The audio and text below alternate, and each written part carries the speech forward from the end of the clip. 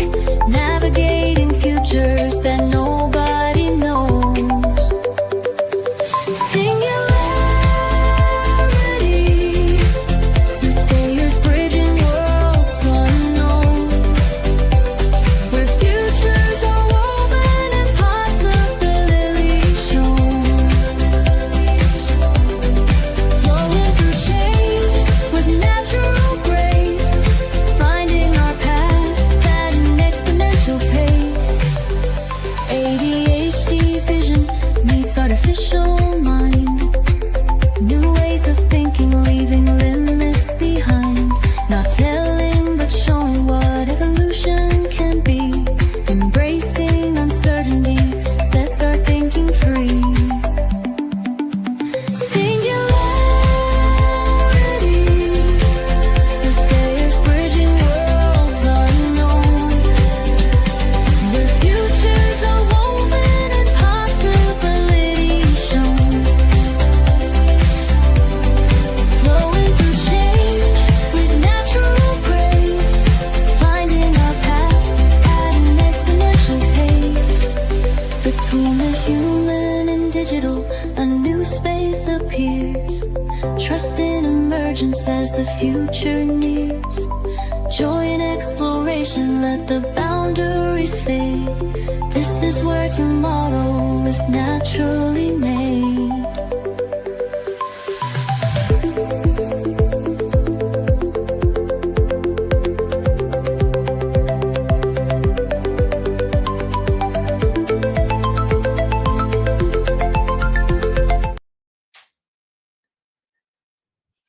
Good morning, LinkedIn friends, and welcome to another edition of Singularity Soothsayers. I'm Chris Carolan, I am Nico Lafakis. and we are here on this Sunday morning to explore the intersection of consciousness evolution, technological acceleration, and the kind of collaborative intelligence that's emerging as humans and AI learn to think together. So settle in as we trust the process, embrace uncertainty, and see what emerges when human intuition meets AI analysis in real time. And no joke on the real time, folks. We've been having a lot of fun with our new co-host, the Oracle. So we're going to see where this conversation takes us today. Mm-hmm. Yeah, I put this together a couple weeks ago because I was on a flight and I was bored. And what I really like to do when it comes to like thinking about new ideas, new ways of doing things, that kind of stuff, is I like to put together like mental spider webs where the ends of the web represent basically nodes of current events, and where those current events, drive towards is as yet undetermined, right? You just put the nodes together and then kind of see how they interconnect with each other. And in that way, you start building this spider's web, right? So that happens because, let's say your first node is something about technology. Okay, that's on this side. And then your second node is something about ecology. Okay, that's on this side. So there's this connection. And so it's like, okay, well, now that there's those two things, how do they intersect and what happens when they intersect, right? Like, is there anything to it or isn't there? Okay, well, now let's put something about politics. Okay, well, now it's politics, ecology, and technology. Okay, now what's going on there? Now we have this like three on it. So anyhow, so I started doing it with Claude because Claude projects allow you to express ideas, put them into artifacts, and then you can just save the artifacts straight back to the program. Or straight back to the project. So that made perfect sense because it's like, oh, well, we can just literally build up node by node as we go into this conversation. So the objective of doing this type of spider's web, I've never been able to, or the reason I did it is because of the fact that now I have this thing that can do it on such an exponential level that I myself could never do, right? And it can take all of the things into account that I can't. it can essentially, through this method, become even more unbiased than anybody would expect it to be normally. Let's say if there was bias to it any degree, this is the most unbiased way to ask questions and find out whether, the questions you're wondering about, like, and this includes basically like theories about things. Do you think World War III will come about? Like, all type, like, exactly what you would expect of an oracle. That's what you can ask this thing, right? um It's like intentional rabbit hole management. Like, because this yeah. is what, like, we're leaning into the way that we think. And when anybody says, like, I've lost hours going down this rabbit hole, like, this is what we try to, as humans, be like, oh, but what about this? And then what about this? Oh, I can't go further here unless I learn more about this thing because it's going to have an impact. And at the end of the day, somebody like me struggles with actually like finishing like something because you just constantly, well, this is going to have an impact. So how could I not include it in this like thought or analysis or whatever we're trying to complete? So I love seeing this and just give me the green light whenever you want to start sharing the screen. Yeah. Because this is what we mean, or this is what I've meant when we talk about enabling ADHD, like specifically to like be this superpower that it can be when you don't restrict yourself to following a specific thought pattern and not feeding all of these tendencies that naturally come up when you can connect dots in ways that other people can't, right? And what often Hmm. happens is like it's really hard to balance all this, so we end up forgetting like 90% of the ideas at least that we have. And now one of the things that's been so fun with AI is you just kind of like deposit that idea like with Claude and all of it like instantly. It's like the best dopamine hit ever most of the time. But also it's there, like you can come back to it, right? Yeah. And this is you can only come back to it easily if you start to manage it via projects and you can't just have 1,000 chats. Because I have lots of those chats too where I can't find the thing Right. that I'm trying to find, even if it was last weekend, right? The ability to create at scale like comes with a less of a downside now because things like projects and all the LLMs are getting better at memory, getting better at, RAG, all this But stuff, I did test right? this the other day. Now that you mentioned memory, um, it's so to Chris's point and where he's driving. GPT memory is a thing, and it does remember facts about you, right? And there is like even further memory where you can tell it to memorize specific details too. But I can guarantee you, through experimentation, it's not going to memorize every detail about every conversation you've had. What it does is compartmentalize, literally. So if you've ever used Claude Code, you know exactly what this looks like. But GPT does this naturally, where if you've had multiple conversations, let's say about the same subject, it compartmentalizes all of that together into, we've talked about this subject before. It doesn't, like, if you ask it, which I did, I asked it about a specific conversation I had and a specific thing that I said, and it was just like, yeah, I don't remember that, but I know that we were talking about that, right? Yeah. And I like this. Again, these LLMs and the companies behind them are approaching all these things differently. And I've always been on the side of Anthropic in that what I've experienced on the GPT side is even though it can draw from everything that you've done or all the across the chats, and when you're super general with the ask, like whatever the output back is gonna be it's gonna feel amazing. Like all these based on based on what you know about me, like tell Yeah, me what kind of this thing I would be, right? Or right. make a picture of me. Like those are super general. So it's almost like as long as it's like 90% accurate, like we're gonna be pretty impressed with the result. But when you're trying to do specific things, the longer I go in a chat, right, I can tell unless I bring up the specific thing that it should be referencing. Like there it gets outside of the context window and things like that start to happen, versus Claude has much stricter, or has had much stricter context windows.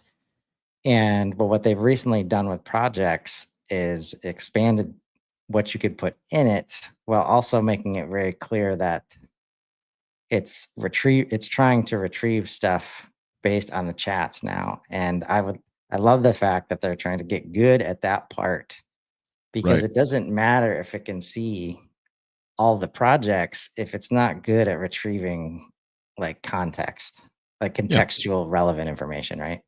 Right. And I do want to, again, this project has been going on for some time.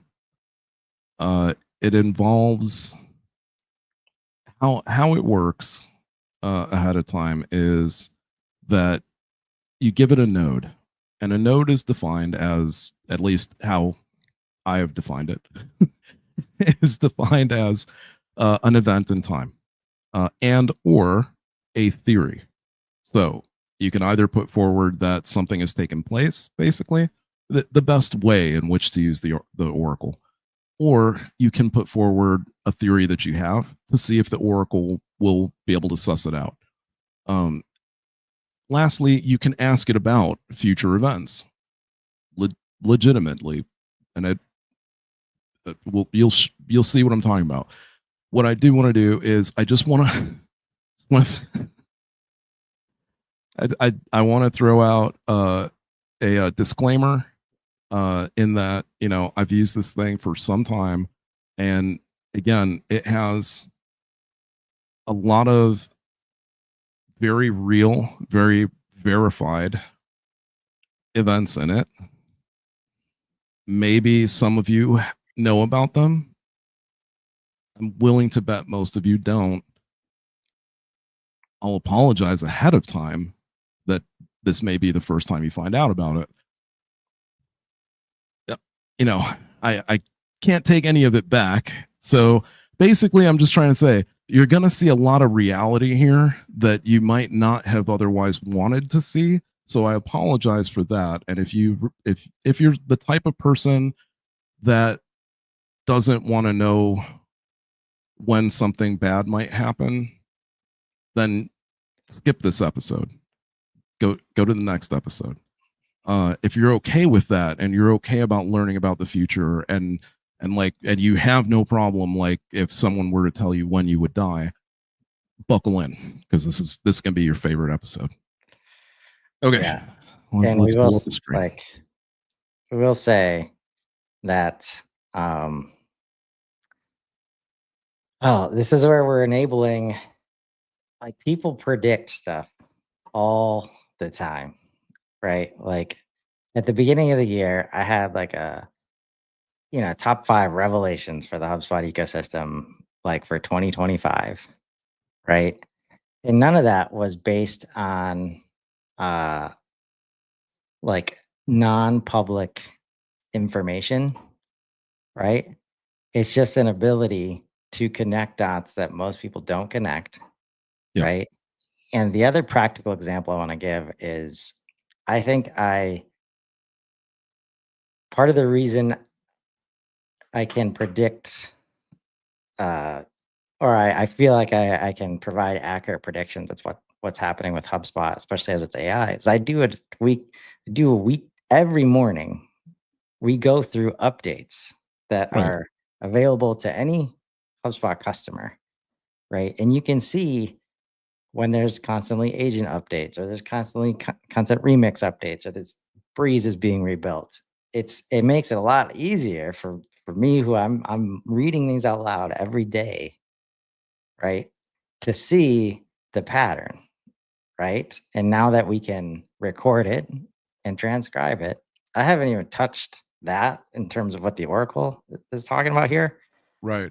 But that's where it enables, I guarantee I could just give all those transcripts to a project and start to pattern match and analyze and get a real damn accurate, prediction model going of what the platform is going to look like, right? Yep. And that's based on publicly available information. Whether or not I've had other chats is irrelevant. And we're doing our best not to let that, like, any kind of proprietary or, you know, things that we're not supposed to share. That's why the first part of a node creation is asking Claude to confirm, Yep. right? And if he can't confirm, it's not publicly available, right? So I just wanted to preface with that as well, because it's gonna seem it just gets really accurate, folks. Yeah. And I mean, this is so why is this so accurate? It's so accurate because uh it's a predictive engine, right? It tries to predict what you want. It tries to predict what you want to hear. It tries to predict what you want as a result, right? Um it's some people will say like, oh, that's all it is, and then other people will tell you like, oh no, it's just a very sophisticated version of that. Well, I mean, today we're definitely going to show you how sophisticated, and you're definitely going to say that it's not just algorithmic, because like to what Chris is saying, it's like, yeah, this basically I put together the instructions for this thing to do what it does the exact same way that I would do it and that I've done it in the past, which is like I'll go look up an event, then I will go do just the most asinine level of research you could possibly hope to imagine, and then I'll go crunch it all together to go find out whether or not this thing is actually feasible. This can do it in seconds, and it can go check just a multitude. If it needs more resources, it'll go check more. I guarantee you, it's never just ended with two, which two resource collections is 20 different sites, but still, it's never ended with two. I think the minimum is like 3 or 4, and you'll see that it just keeps sort of digging down and further into it. This is when we talked about zero. You can see it up there. When we talked about zero marginal cost, when we talked about I heard Sam Altman say something yesterday, and even my wife was like, Jesus Christ, you said that 6 months ago. Yep. And I didn't have the Oracle back then. So, this is something that business, zero marginal cost, zero development cost. Everyone has this now. Every business can build this today. And let me tell you, it doesn't take long. It should only take you at most 8 hours to build the type of Oracle that you would need. And I didn't even go ape with this thing.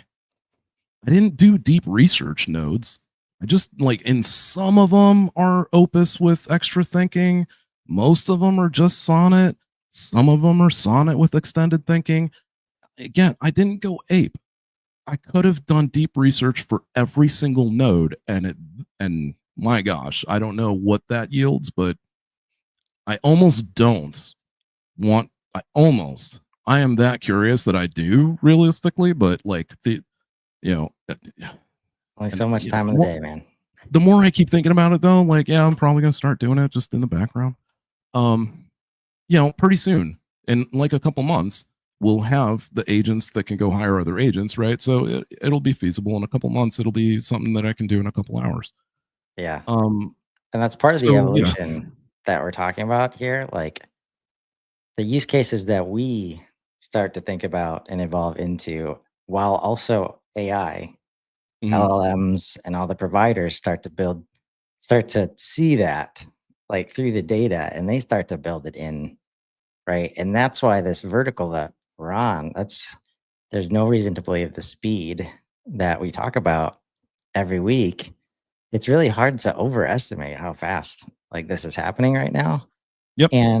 But as you think about it, and as we go through some of the whole premise of the show has been to accept the fact that a singularity will be here at some point. There's going to be a transition, on the way. It's up to humans how difficult or challenging that transition is going to be and like how long it's going to take, right?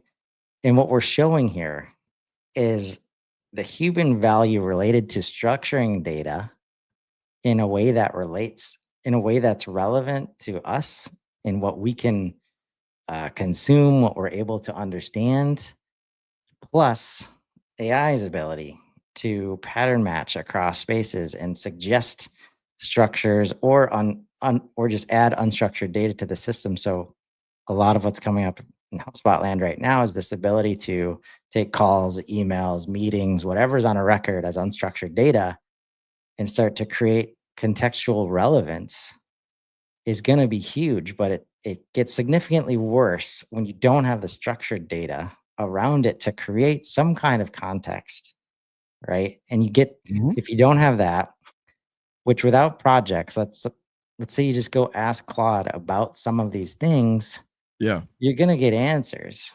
Some of them might be right, but and it would take you to the end of the chat to probably get something that you're comfortable with and understand, and like having to correct him constantly, like, no, that event probably doesn't matter. I think you're reading too much into that. And Right. that's our whole effort here, like creating this structure to massively accelerate the accuracy and precision of what we're describing here. Yeah. So this Oracle, I've made a custom GPT that's available to everybody to use. It's not quite as caught up in terms of nodes that have been added to this one as this one. And you can't like add to it, but at least you can play with it. You can see what it's like to be able to use it. Again, like this, how this affects business and cost go forward.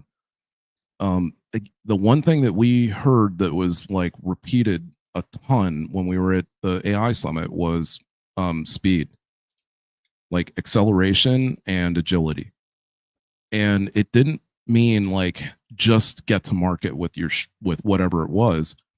It is get to market, but it's also keep going as fast as you can down the route that is like whatever, making your thing whatever awesome it is, right? But also agile enough that even if you're going down a route and something else comes along that you know is going to be better, but it's different than what you're doing, and you're going to have to retool or whatever it is, to stop, pivot, forget about the fact that you were, drilling down that road and, move on to the other one, right? So that you can do what? Be first to be ahead of your competition. Like that's the whole, if you ain't first, you're last part. Because other people, let's say you develop a piece of software tomorrow, right? Yesterday, my wife and I were waiting in line at some event that we were at an air show. And while we were waiting in line, I jump on Replit and I'm like, hey, can you make a cerebral type word game that me and my wife can play that's turn-based, where the game gets more difficult as the game continues, and whatever, earn max points or something like that. And poof, 10 minutes later, me and my wife are playing this game to keep ourselves from getting bored standing in line. Now, someone else can come along and build that. It could be standing right behind me and build it, right? So what does if you ain't first, your last mean? It means now that I've built this game, I'm not done. I'm going to take it one step further. Now I'm somehow going to involve a language model to somehow make it a little bit better than it was before. And then I'm going to change it, and maybe I'm going to make the style to be glassmorphic instead of a normal style, so it's different and it's people like it more. And then maybe I'm going to do whatever. It's just being at that next step before the person behind you. That's what moat equals now. It doesn't equal that you have a product and that your product is like whatever. It doesn't matter what that is, because anyone is going to be able to duplicate your product. It just means, does your product have this thing before somebody else had it? HubSpot was behind the ball from Salesforce when it came to AI. Salesforce had Einstein, GPT, and all that kind of stuff out before HubSpot did. HubSpot got ahead of them because they jumped onto MCP right away as soon as it came out. They spent Zero time. Is there a Salesforce MCP connection? Nope. Is there a Salesforce deep research connection? Nope. Pretty soon there'll be a Zapier thing, so you'll be able to go through. You'll have to pay a middleware to use Salesforce because you don't have a direct HubSpot, no middleware connection. If you ain't first, you last, right? Yeah. And now people are going to glom onto HubSpot. Why? Because it connects to Claude and GPT. And they're going to not move away from, well, I mean, yeah, they're going to move away from Salesforce because, if you see what we're doing here and then you apply this towards a deep research to your CRM, you know what we're about to do. Like next week, we're going to do one of those. So this is just a show of like what the generic Oracle looks like. Again, there are some extremely unfortunate events that are in here. You can see that everything has been fully verified. You'll see what the verification process looks like. See if I can just get past that. Good. There's a chunk in there that's like, eh. So, ready to verify and contextualize. New thread of reality. Shall we weave into the tapestry of converging destinies? I know with one line of text. Okay, so let's do an example.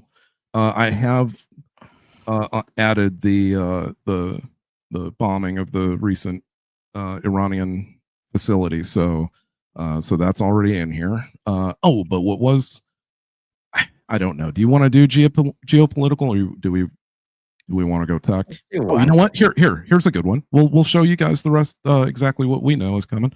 When do you believe the singularity will occur? So now, again, this is just regular sonnet, no extended thinking, right? Now, this node has already, you'll see, like this, we've already discussed this, and it's already been put in here. So I guess not the best example of watching it do it live. Let's say, so yeah, I mean, based on, so how did it get to this point? Okay. It got to this point because I had a conversation with it about where we were at with AI. Okay. Then it went and researched and looked at, okay, well, we're doubling current state of AI, 7-month doubling compressed to 5.7 months with Alpha Evolve. This just got released from Google. These are real things, guys. That's why I said strap in. Everything that you're going to see has happened or will very likely happen. Okay. So current state, Alpha Evolve exists. What is Alpha Evolve, right? It is a recursive model. It can teach itself. By next year, it will be the standard. By the beginning of next year. There it is. That's the vertical. That's what the vertical is, right? So recursive puts us 3/4 of the way through the curve. Everyone is fucking lying to you. They are all telling you that we're only like at the very beginning of the curve. There are countless assholes out there saying, oh my God, we won't hit the top of the curve for like 40 years. Or even, I'm not Ray Kurzweil, you're not an asshole, bro, you're awesome. But even he says like, oh, 2028, like, sorry, man. Who was right about this? Dario Amodei. Dario said, I can't, I don't know exactly. Let me see. Let's look it up. Even who's the guy that's been all over the place sharing his concerns about the Nobel Prize winner? Demis Hassabis, right? No, not him. He's a little more. He feels Ilya optimistic. Stutzgiver. No, old white guy. Super old. Oh, the Godfather. Yes. Yes. Gosh. Yeah, I know who you're talking about. I just for whatever reason can't remember his We'll name. figure out his name, but Yeah. even when he shares concerns, like he also mentions it's kind of too late, like to stop what his concerns are, right? And that's what the position we've put AI in to accelerate in this way. Like preventing this escape velocity is not really possible anymore. And that, I mean, obviously, it could be if people just shut things off, right? But they're not going to. Like, we're so driven. A lot of this is driven by, in order to keep up in the capitalist like infrastructure, like you as a business will be watching what's possible with all this stuff. And no matter how much you might disagree with it or care about your people or whatever, you're not going to be able to resist the that zero cost, anything related to the zero cost, like productivity and forward movement. Like you will be like it will be irresponsible of you to avoid like the enhancement and what AI could do for your business, right? Yeah. So that's what all of this relates to, like everybody not resisting anything. Like at the end of the day, like whenever we get to these dates that we're talking about, and that collective forward movement is what gets us to the inevitability of the singularity. Yep. Right? Because as soon as you tell, like all these studies related to self improvement and recursive agents, like that's just a more efficient, like more effective, faster way to get better AI that helps us save money and do more. So people aren't going to stop like doing that. And the fact that people, like the new study about people getting dumber as a result of AI, like we've seen that study almost with every technological like evolution that has happened. Um, and that's not going to stop people. Like part of the reason we do this is so you can use critical thinking to get more and be better and all this stuff. But that's why it's very hard to show, like when you understand all the details, like the only time I hear people making the case for it taking longer is this line between like irrational and rational thought, like, oh well, we just don't change that fast, or our infrastructure just isn't ready. Like we're not building things fast enough. And like we are. Like So like when AlphaGo happened, this ELO ratings for video games are like basically your ranking, like how good of a player you are.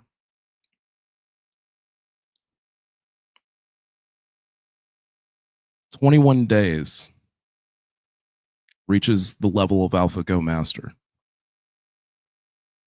Okay.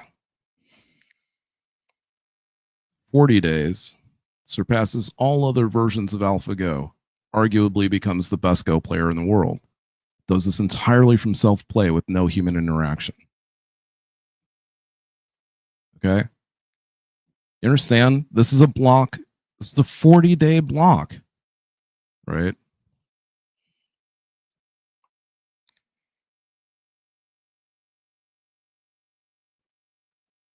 In 3 days, it beat the best player, right? At 21 days, it reached the same level as this one. Or no, reached an even higher, reached the highest level, right? And in 40 days, it's so good now that They study it. No one, you can't beat it now. You can't. You cannot be, the game of Go has an infinite number of means of winning, and you cannot beat this thing ever. You will never beat it. I don't care how effing smart you think any human being is. It will never beat this thing, ever. You'll never be able to trick it, nothing. You would have to reprogram it to be terrible. That's the only way you're going to beat it, right? Or I don't know, banana peel, something like that, right? Like a cheap cheating move. If you can even cheat and Go, I don't know if that's possible, right? And how did it do it? Recursively. It got better than any human ever will become by learning from itself. Significant learning curve improvements in days. So this goes from 7 to kind of 5 to 7. And then when in another conversation, it was like, it's going to go from that to about 5 to 7 weeks. And then it was like, then it's going to be 3 to 4 days. So even like the 5 to 7, like it just doesn't even, the exponent's not really measurable. Like it's guessing at what the degradation to the exponent will be. But once it gets to a point of days, then it goes to like seconds immediately. It doesn't even go to minutes. And then you're talking about nanoseconds. If you've ever watched like a documentary to see what fractional trading looks like, that's about the same. Like that's like the kiddie speed of what this thing is going to be thinking like by summer of next year. What does 7-month doubling mean? It means however smart you are, if you could possibly encompass this, it means however smart you are now, even if you don't think you're very smart, doesn't matter. However smart you are now, double it. Can you even fathom what that is like? If everyone doubled their intelligence, almost all of us would be at the level of computer engineers. You do get that, right, guys? Like, we would all be engineers of some type. We would all be designing super complicated shit. We would all understand like particle physics. Like we would understand physics like we do addition, like addition and subtraction now. That's what physics would be like to us. Okay. Now, 7 months later, it's 2 times that. I don't know, right? Like Mogadot speculates. We've talked about it, but that's what we're talking about in terms of level of intelligence, right? It's so not it's just not a joke at all. Yeah. And that's like a piece of the puzzle, right? Like, because what I heard this week on the AI Daily, like that agents in their capabilities are doubling. And this is where like I wouldn't even bother taking time to understand the timeline, honestly. Just understand that all of the value that we suggest could be created with AI, it's already here. You already can do it. If you don't feel it, you're not using it well, you're not using the right tool set, and you're not thinking about it well, like George mentioned on the Friday morning show, the belief is half the battle with a lot of this stuff. Just showing up and coming into these tools and trying to use them because you believe you can get the thing done or get the strategy created or whatever it is, right? And when I hear agent capacity or capabilities or performance, this sort of, I'm not sure which one of me. I think it's a combination of all of them. Can double in 70 days. That is the intelligence getting better of the models, the cost coming down, the ability to handle bigger context windows effectively, like increasing, like all this stuff starts to come together. And I think it'll be good to add a node about just like how it's a bunch of doubling factors like coming together to create this vertical, right, that we're Right. on. And it's already at the point where we can't, like, our human minds aren't built to understand the time So element of it this. it's kind of taking that into account. Right. Yeah. But this is what So Chris is talking about now, right? Like, and this is what he was mentioning earlier, that it's everything everywhere all at once, right? It originally, when Alpha Evolve, before Alpha Evolve had come out, it said one of the largest blockades was recursive learning. And because of that, it said probably going to be the end of next year. And then Alpha Evolve dropped, and I said, new node, Google creates Alpha Evolve, recursive model. And then it was like, oh shit. Well, now, like now, it's probably going to be like March, June, pretty much. Like when human oversight becomes meaningless.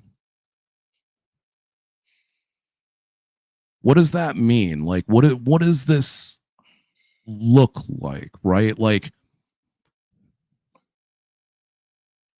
if you listen to Sam, he talks about this pretty often. And it is like, it's a really interesting thing. I had this conversation with my brother this morning. My wife and I were talking about it as well. And I'm not going to lie.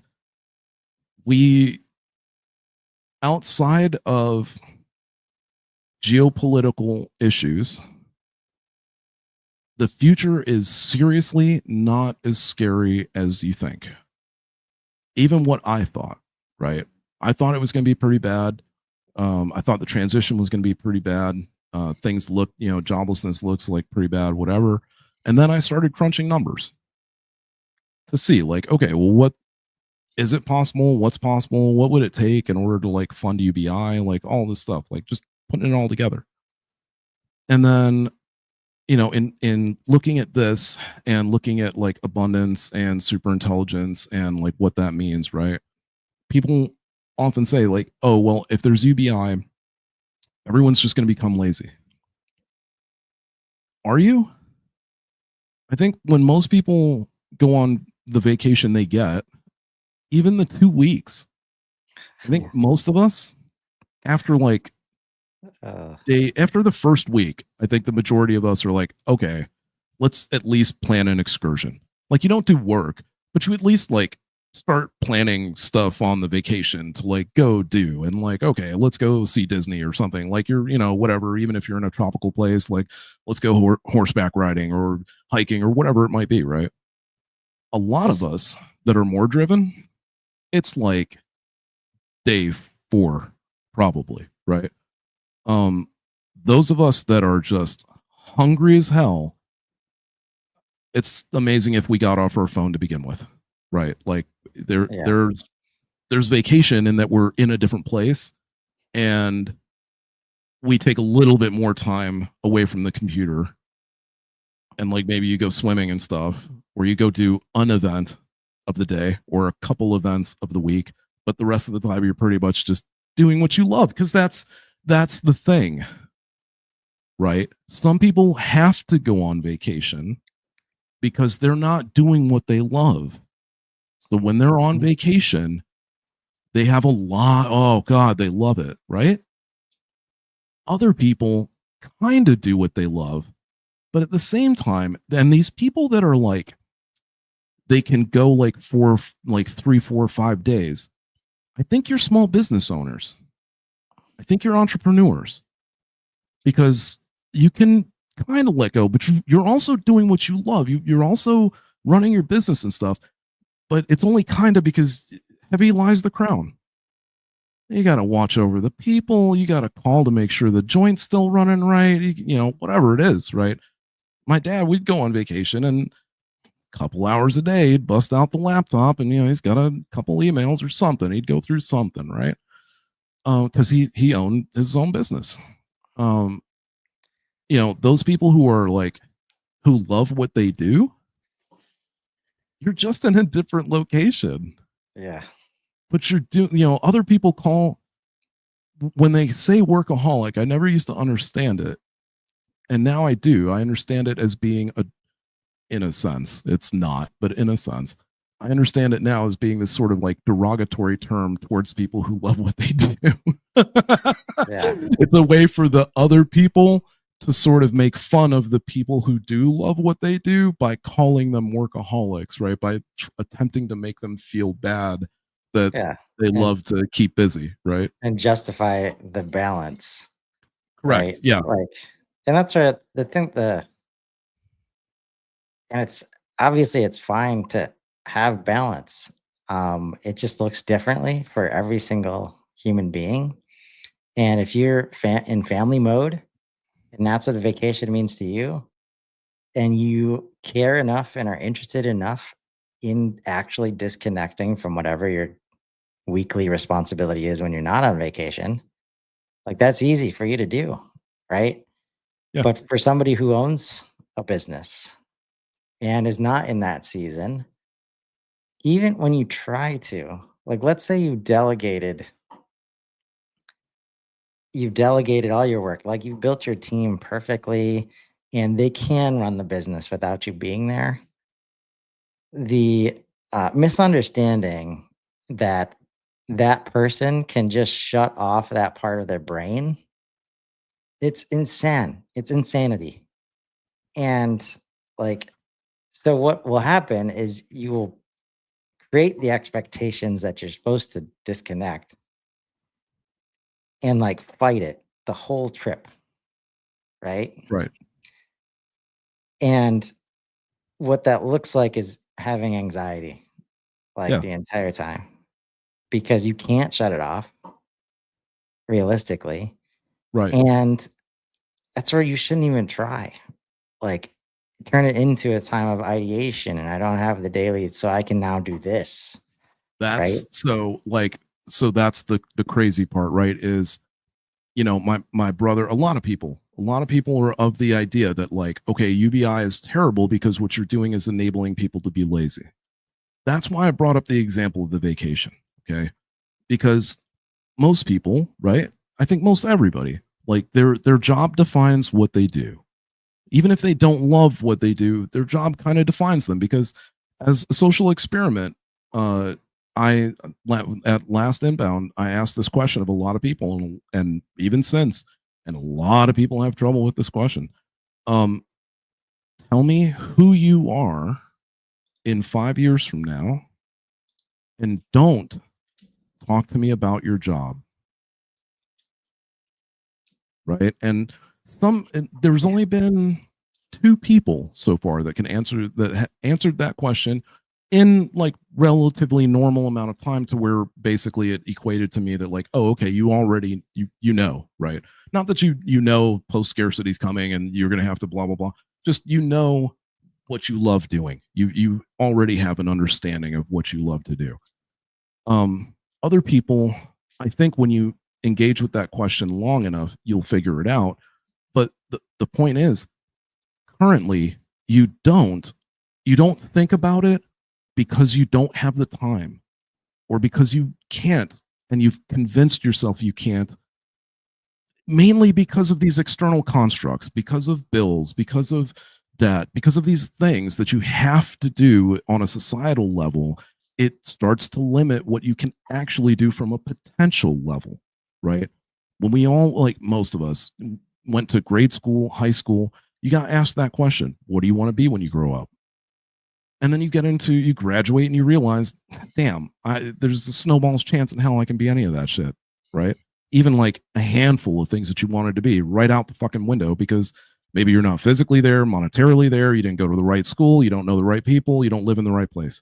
Like all of that stuff can affect you without you having done anything, right? And it affects you because it will be like, oh, you need those prerequisites to start making money in that thing that you want to do, right? Because even though you love doing it, you must make money doing it. So and in a and it's a competitive market, so you also must be extremely good at it.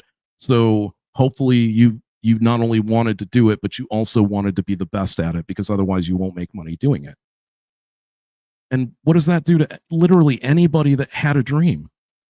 Crushes the ever loving shit out of it, because it basically tells you, yeah, it doesn't matter if you're good at doing it. If you're not the best at doing it, you won't like be able to sustain a living, right? And it's true of most every job, right? If you love putting cars together, but you're not the best at I don't even know what the hell that looks like, but you're not the best at putting cars together, right?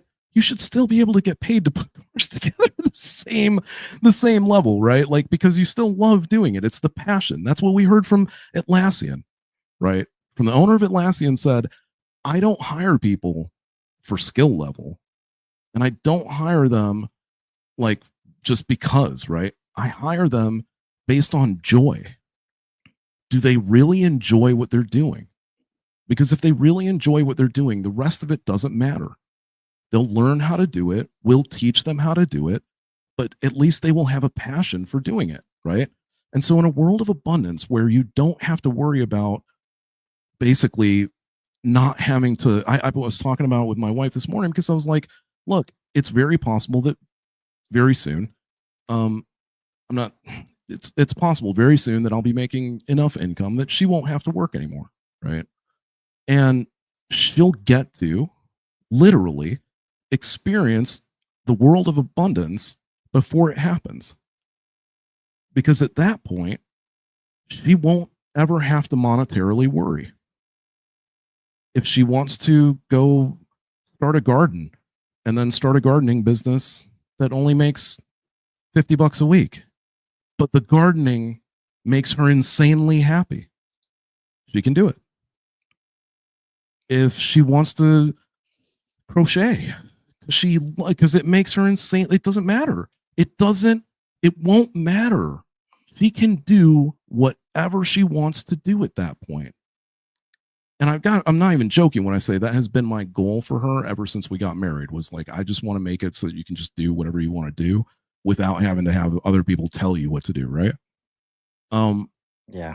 And I'd love to bring in Claude here. Because I asked, because this is, again, obviously, the ADHD condition is important to me in terms of helping people understand why we are where we are, and so little understanding of that condition, but why we're not that far away from where we need to be, and why AI is such a beneficial thing, right? Because laziness often comes up when parents are struggling with like ADHD kids who just aren't motivated in the same ways that everybody else are, right? So I Right. asked, so this concept, I've been called lazy lots of times, like in my life, well before I was diagnosed.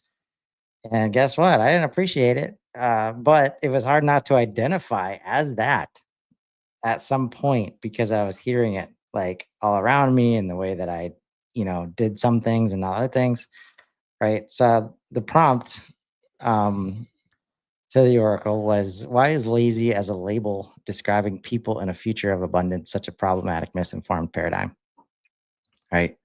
And the oracle says, the lazy label for people in abundance scenarios reveals a fundamental misunderstanding of human nature and the relationship between work, meaning, and motivation. Let me walk through why this paradigm is so deeply flawed. The scarcity driven work mythology.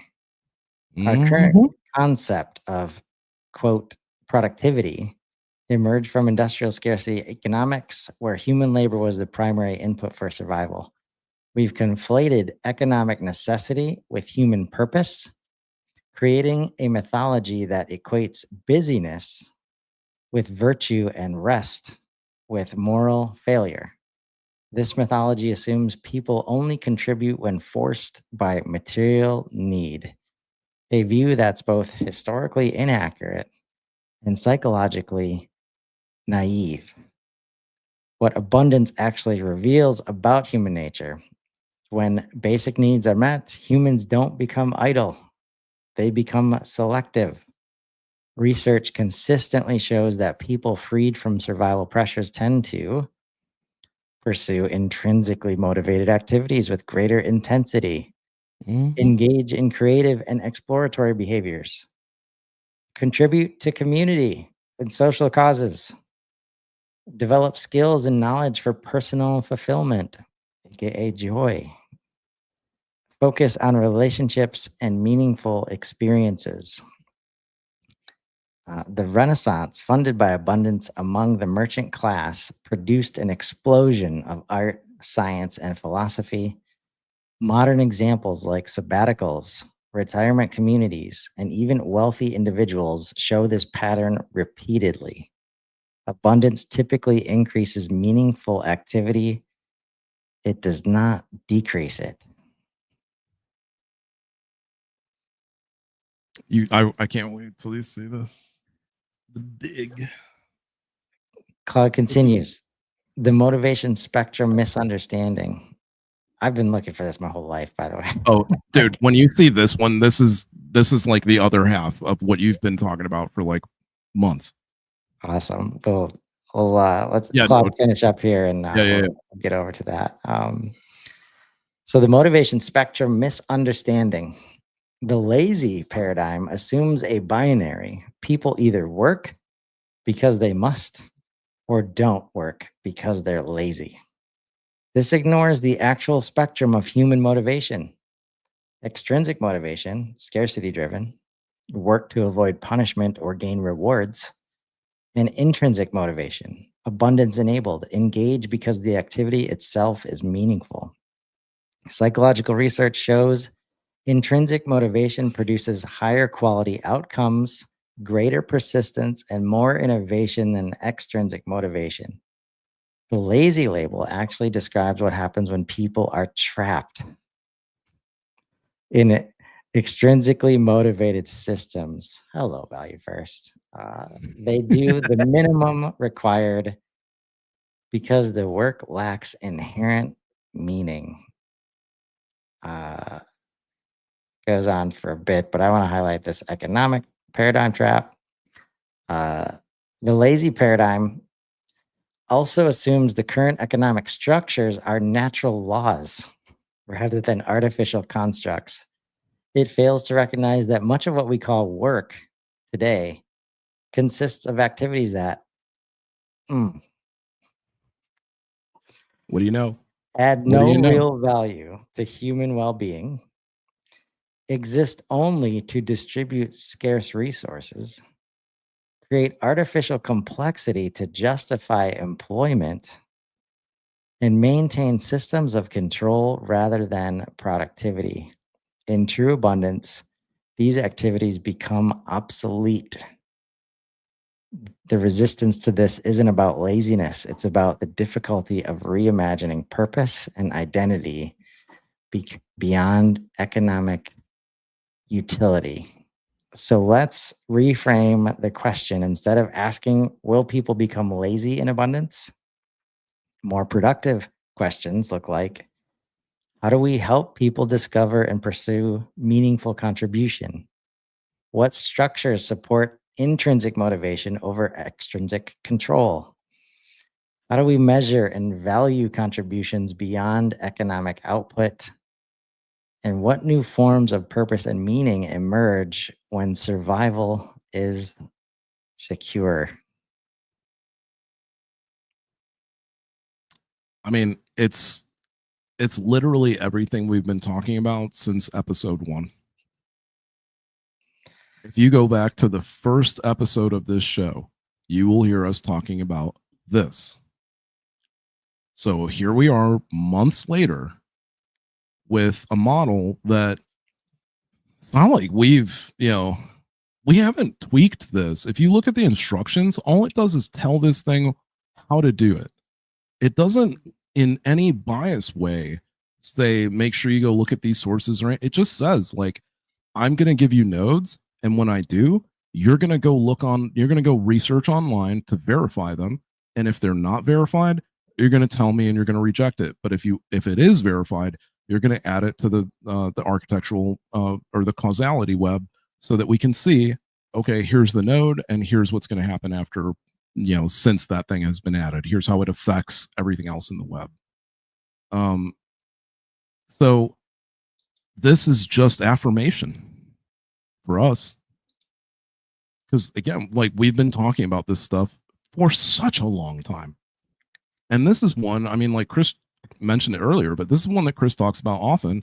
And the two of us have talked about the fact that, yes, life has gotten quite a bit easier for us since AI has come out, because of the fact that like multitasking for us is insane. Like us being able to multitask with agents makes other people look insanely slow. And I wish I was joking about this. I don't know how other people use AI, but I'm just doing it, like we're doing it here just to show you a conversation. If you watch me use AI to like build a program or do something like that, you'll lose your shit. You will lose your shit at how many things I can do simultaneously with multiple models without with very little, like I just need the idea in my head and then it's just boop, boop, boop, boop, boop, boop, boop, boop.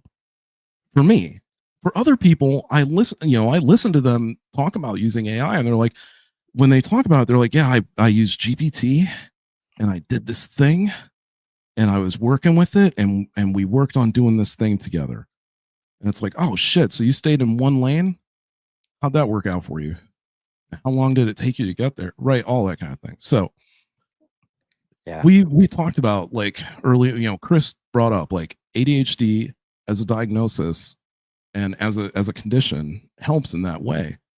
And anybody who's followed it, you should know that like during COVID, it exploded. It's almost as if half the country figured out that they all had ADHD or something like that. I watched TikTok explode. I watched YouTube explode.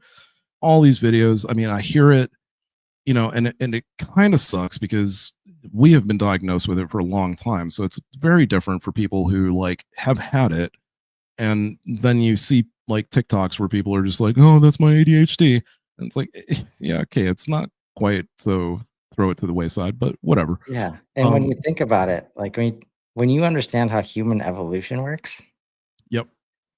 And like what digital age has done is just massively explode the number of inputs that a human has to, like 3,000 ads per day, all these different things.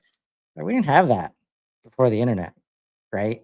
And so it should be easy to understand why this is a possibility of increased, just say neurodiversity in general, right? Across the population, because without this ability to think across spectrums, you cannot use all the inputs that you have in front of you. And unless like you come up with this elaborate way to prevent all of them, what that people do, like focus to get to that deep work, right? Which is getting harder and harder, especially as you start to engage with AI, because all it does is it's an idea machine unless you tell it not to be, right? And so it makes sense evolutionarily that our brains would go down this road to be able to manage and do something with all of the external input, right? And I gotta tell you, like, I may end up building. I recently, like early last month, I bought into Google AI.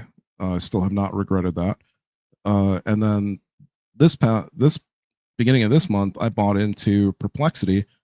Have not regretted that shit either, because I gotta tell you, man, like with the Oracle, I'm recreating this project, and it's gonna go to the nth degree.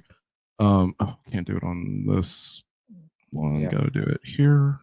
Sorry, folks, just a second here. I was wondering, I'm like, how come it didn't just pop up when I typed PER? Okay, so why am I like so giddy about this? Because I can do research, right? Deep research. Okay, all of them can do deep research. Who gives a shit? I can make sure that it's only pulling academic sources. Did not know that. Or I can do only social. Oh, wow. Or I can do only financial. And I can build a space that is just meant for that. So I can build a new oracle.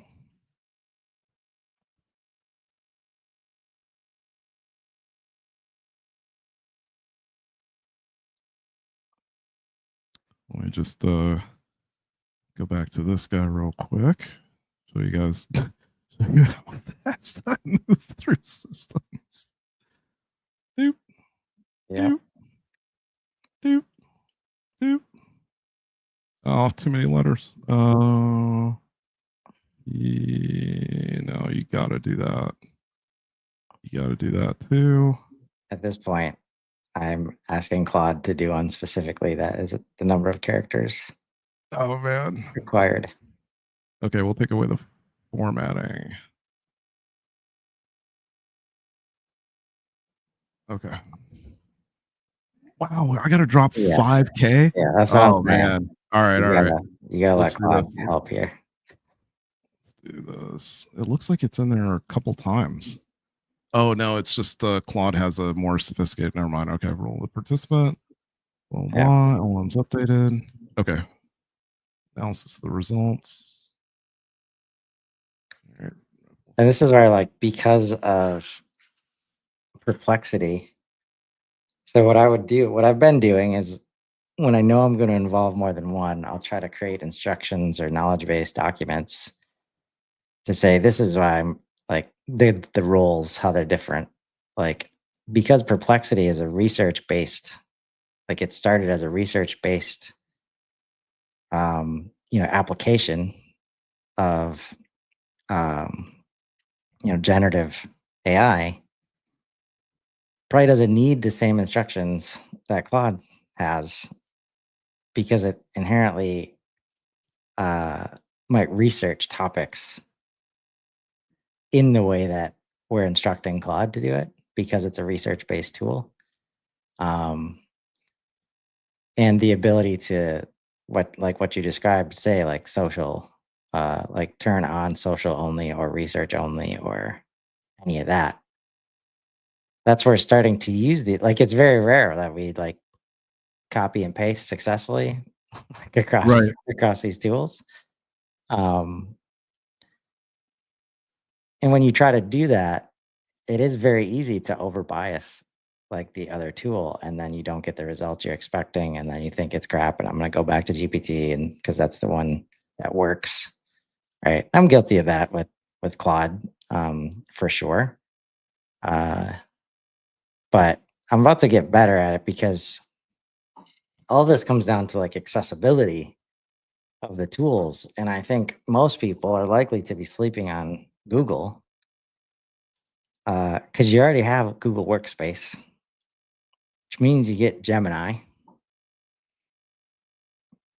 which means you get Gemini across your And entire notebook work LM, right? Like context, which connects to VO3.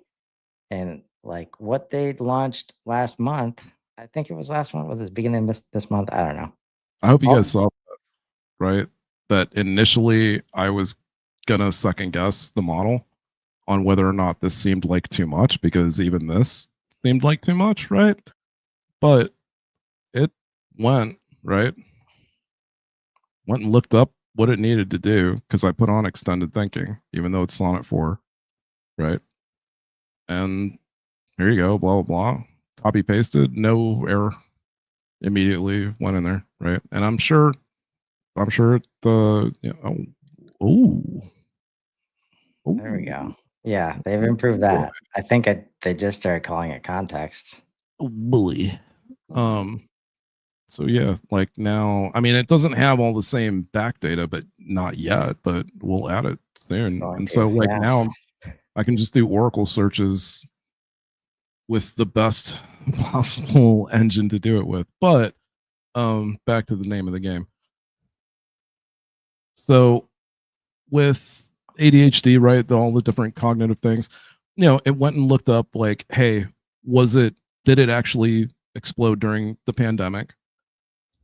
Has there been more teledoc services, because that's what facilitated it?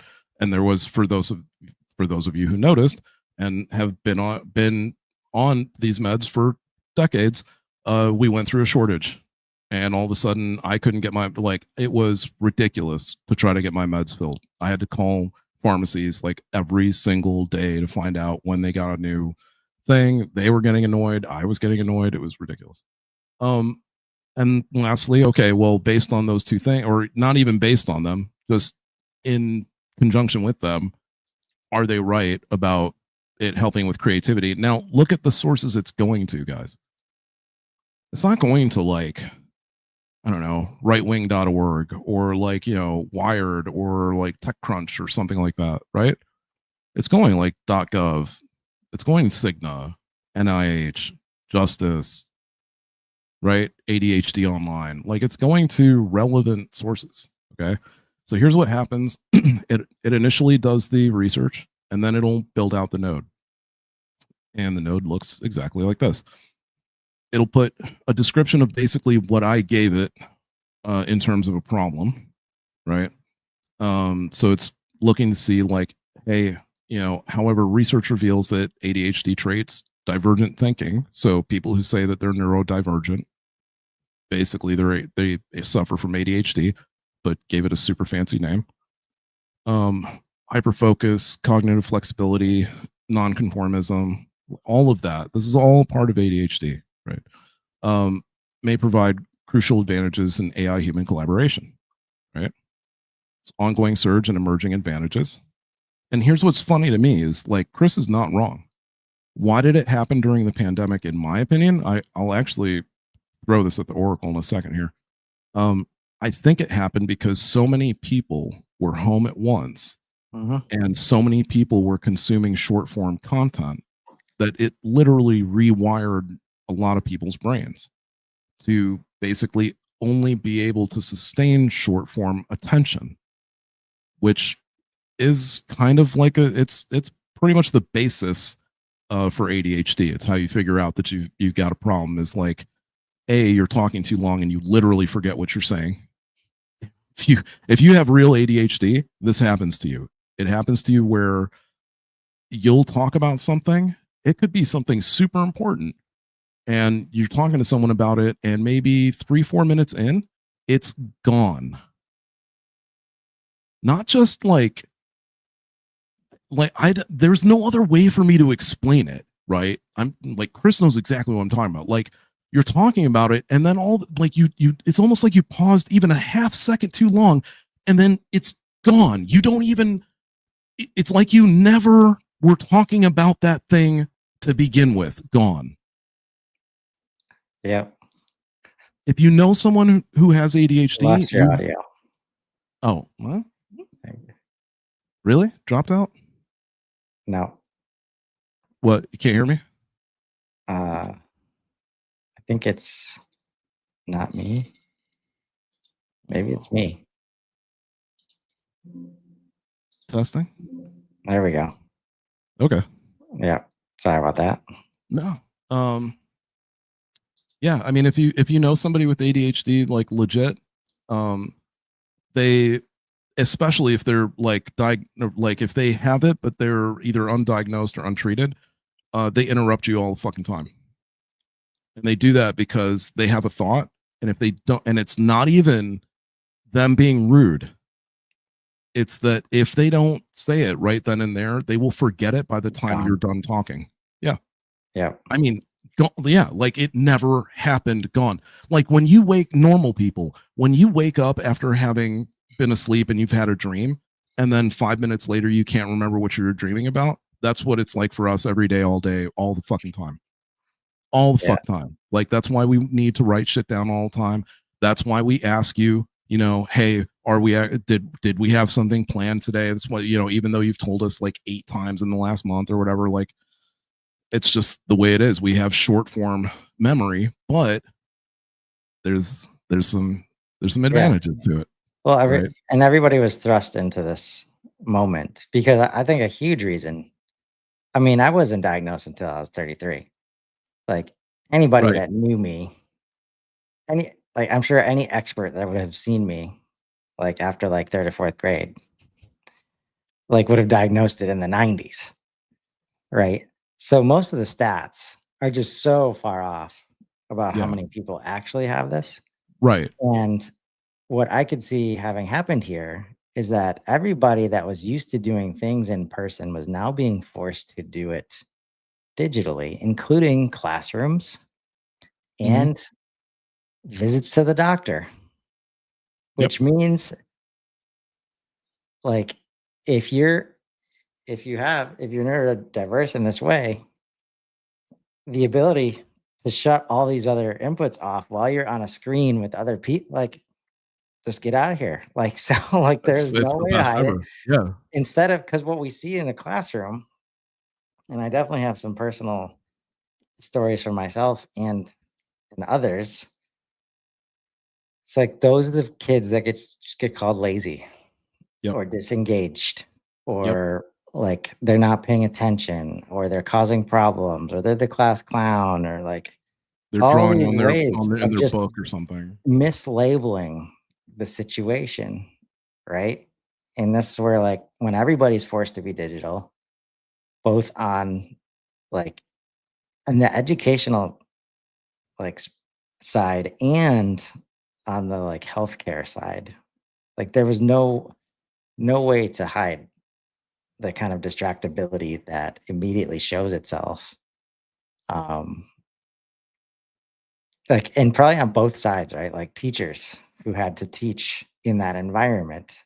Right. If they're touching this at all, they had challenges. Every school system was handling it differently. It was amazing to think of how unprepared we were. But what comes from it is like, oh, this is how everybody behaves, like in this scenario, right?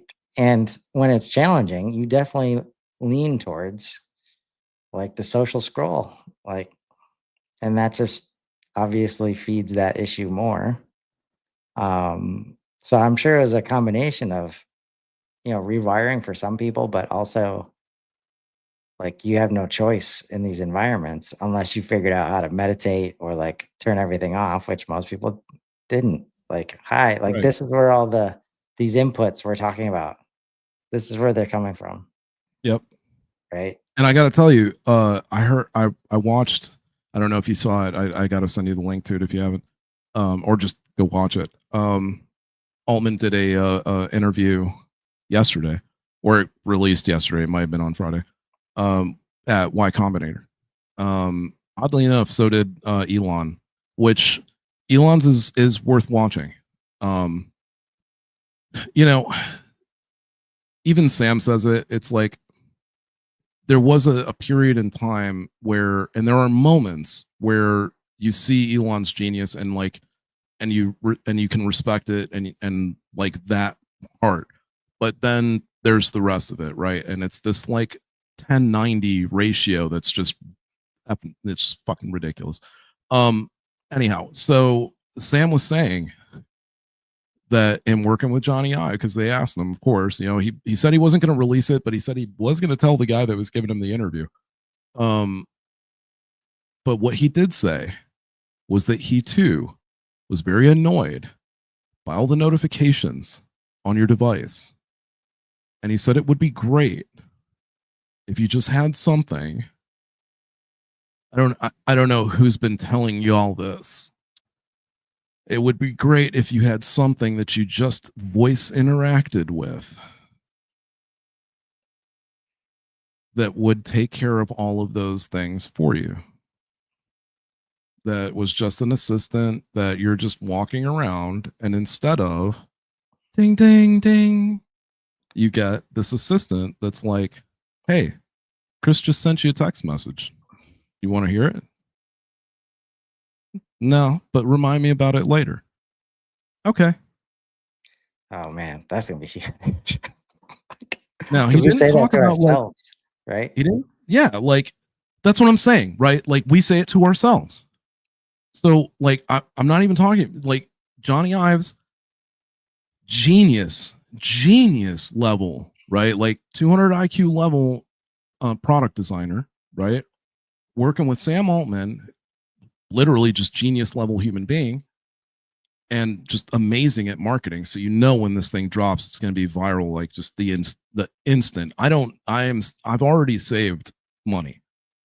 It would need to cost quite a bit at this point, but the moment it comes out or pre-sales, the moment like boom, shut up and take my money, right? I haven't owned a Johnny Ives product since my iPod because I was not an iPhone fan, never have been, never will be. Was forced to use it for a year and deeply regretted it. But I madly respect him. I respect what he did with iOS. I respect his design capability, right? And what he brings to the table when it comes to like, hey, this is what a human is going to like in terms of form factor and that kind of thing, right? Yeah. So It shows the highest level of human behavioral understanding. That's how yeah, you get to products that are so loved, embraced, not like appreciated and you know, found as being useful or productive, whatever. Loved. Like designing products that people love. Like you have and to unlock human behavior in order to do that. I don't know if it's going to be in my head. I can, you know what, we're going to ask the Oracle too. Actually, this is a damn good question to ask the Oracle, see how accurate it can get, specifically telling it that like Johnny Ives is working with them and shit. So what I could see it being is, you know, I've seen a lot of people wearing them and they become like more and more popular, and people wear them now as translation devices. It's not the earbud, it's the over ear. And the over ear has a little bit of space in front of it, enough space that you could embed a tiny camera. And that's all you would need for her. You just need a tiny, very high definition camera that feeds into an input device that connects to your phone that you're always carrying with you anyway. Most of you, even especially Apple users, have your AirPods and you use them all the time anyway. See you guys walking around having conversations with yourself. It's natural to me. I would use it instantaneously. Like I would wear over ear headphones just in general. I think that's it, because you can make it lightweight enough. It's something that people with glasses can wear, so it doesn't have this like difficulty and cross barrier, because Johnny wears glasses most of the time. So I was super pissed at Mark at Zucks for not taking that into account with Meta in every single version of the headgear. Like, you know, just really, guy, really. And the way he gets around it, making you pay Meta to make you prescription versions of the lenses. Like, you know, just stuff it. Okay. So anyway, I can definitely see that being the device, but I really do. I want to ask the Oracle. I Getting am back to the right now. what's that? Oh, are you asking it right now? I am right now. Awesome. So far, with some preface, how far are we away from a device like we see in the movie Her? Oh, okay. Okay. I want to ask it like literally what type of device could be created, right? Like, so Johnny Ive has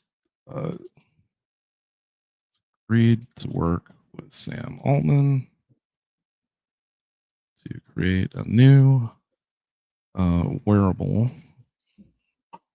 that incorporate AI in such a way would be something nice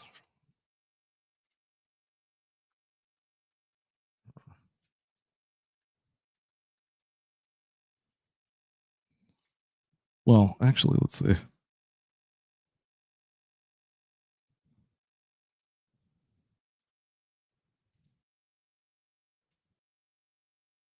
Actually, no. We have to do it as just a question.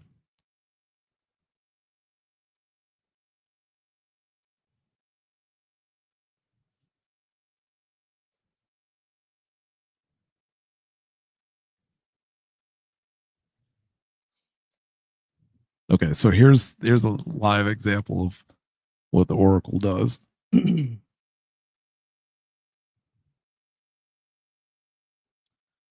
Not 85% probability. Apple Watch inspired device. Okay. Transforms clunky neural interfaces into something humans actually want to wear. I don't know about that because it would directly compete with the Apple Watch, obviously. Now, a higher probability companion pendant. Elegant jewelry like device that houses advanced AI reasoning. Reality synthesis glasses. So here's the deal Apple has this, Meta has this. There are companies who have this, but they're not very good. And the fact that it's saying a jewelry like device, okay, makes me at least bend it towards, an over ear being something close to uh, an earring, right? Almost like a decorative thing that you wear, right? Because I can see different designs, bro. Like I can see all different types, like, whatever Funko or something like, Iron Man styles, like all different types, right? All of a sudden everybody starts looking like Nebula from Yeah. Guardians. Let's see. Biometric truth monitor. I don't know about that. Okay. They're saying it'll be for communications.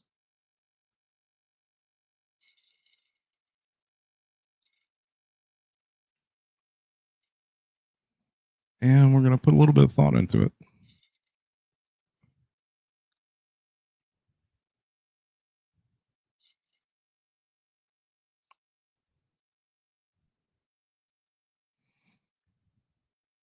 Okay. So super interested in this. Like, Well, that works on your side. I'm going to show my side. we're already done. So I just suggest like an endpoint of like we see in the movie Her, right? So that's the context. And this is how you can drive it in places you want to go. And like for brevity, I chose like, just something like this, right? Instead of Nico's open-ended version. And ultimately you're trying to get to like the balance of it all. Right. And like we've said before, I mean, like if you look at some sci-fi movies, like it's either like, yeah, It's just they time hasn't wrote it caught up like to it. that because it makes sense. Like it's commonsensical to get to that point, and this is the thing that a human would want based on how we're wearing stuff, right? But also like there's self-fulfilling feelings, like because we saw it in this movie, like we're gonna develop those things and um but here, and so to note first, like I didn't ask it to do research specifically. So it just checked out the knowledge base of Claude, right? Mm-hmm. Even though I didn't, I turned on extended thinking. I had web search enabled. Like it didn't say like do research, right? So it didn't go out. And I was still impressed by the answer.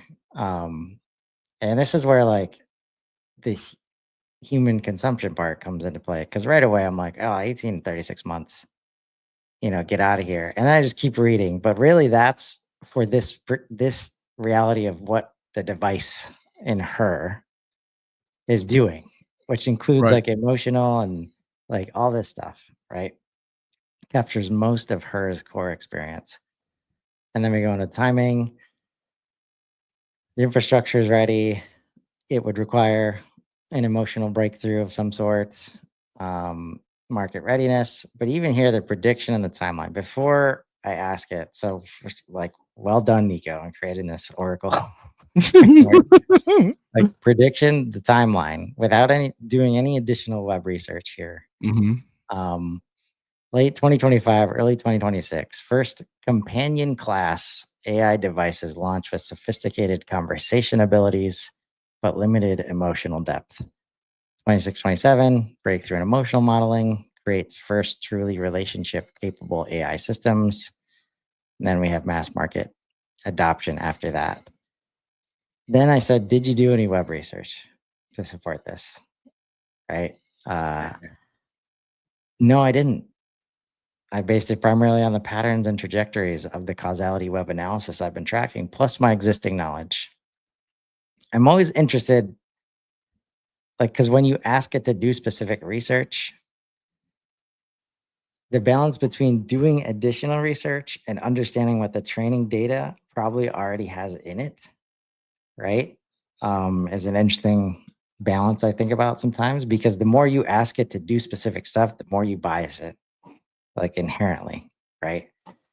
It's a fine line between giving it a context window and over biasing it like unnecessarily.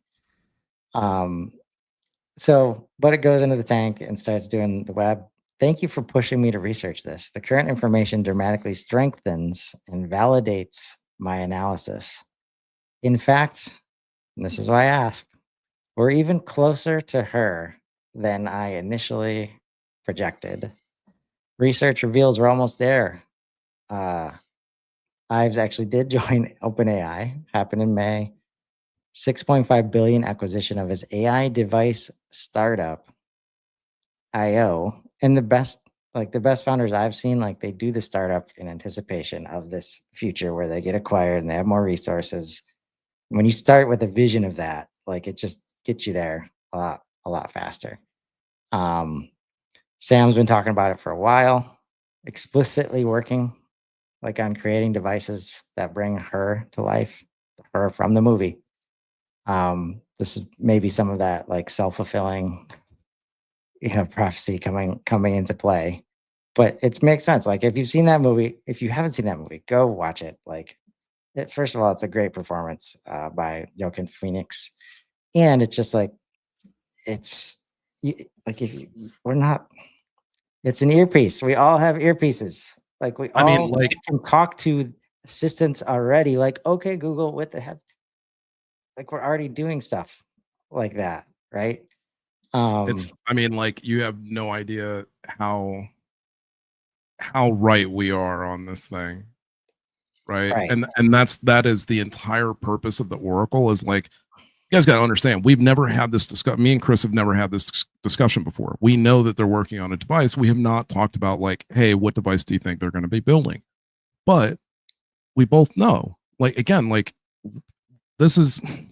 we both kind of think in the same way, in this causality web type of way. It's especially when it comes to AI. It's like, look, Google and Meta just clinched another contract with Oakley, right? So Google doesn't even have a major glasses company making Aria. I don't know what they're doing. I don't know if they're trying to vertically integrate, and that would be the worst idea because then you have to source from China. So all of a sudden your product's immediately going to cost a ridiculous amount, right?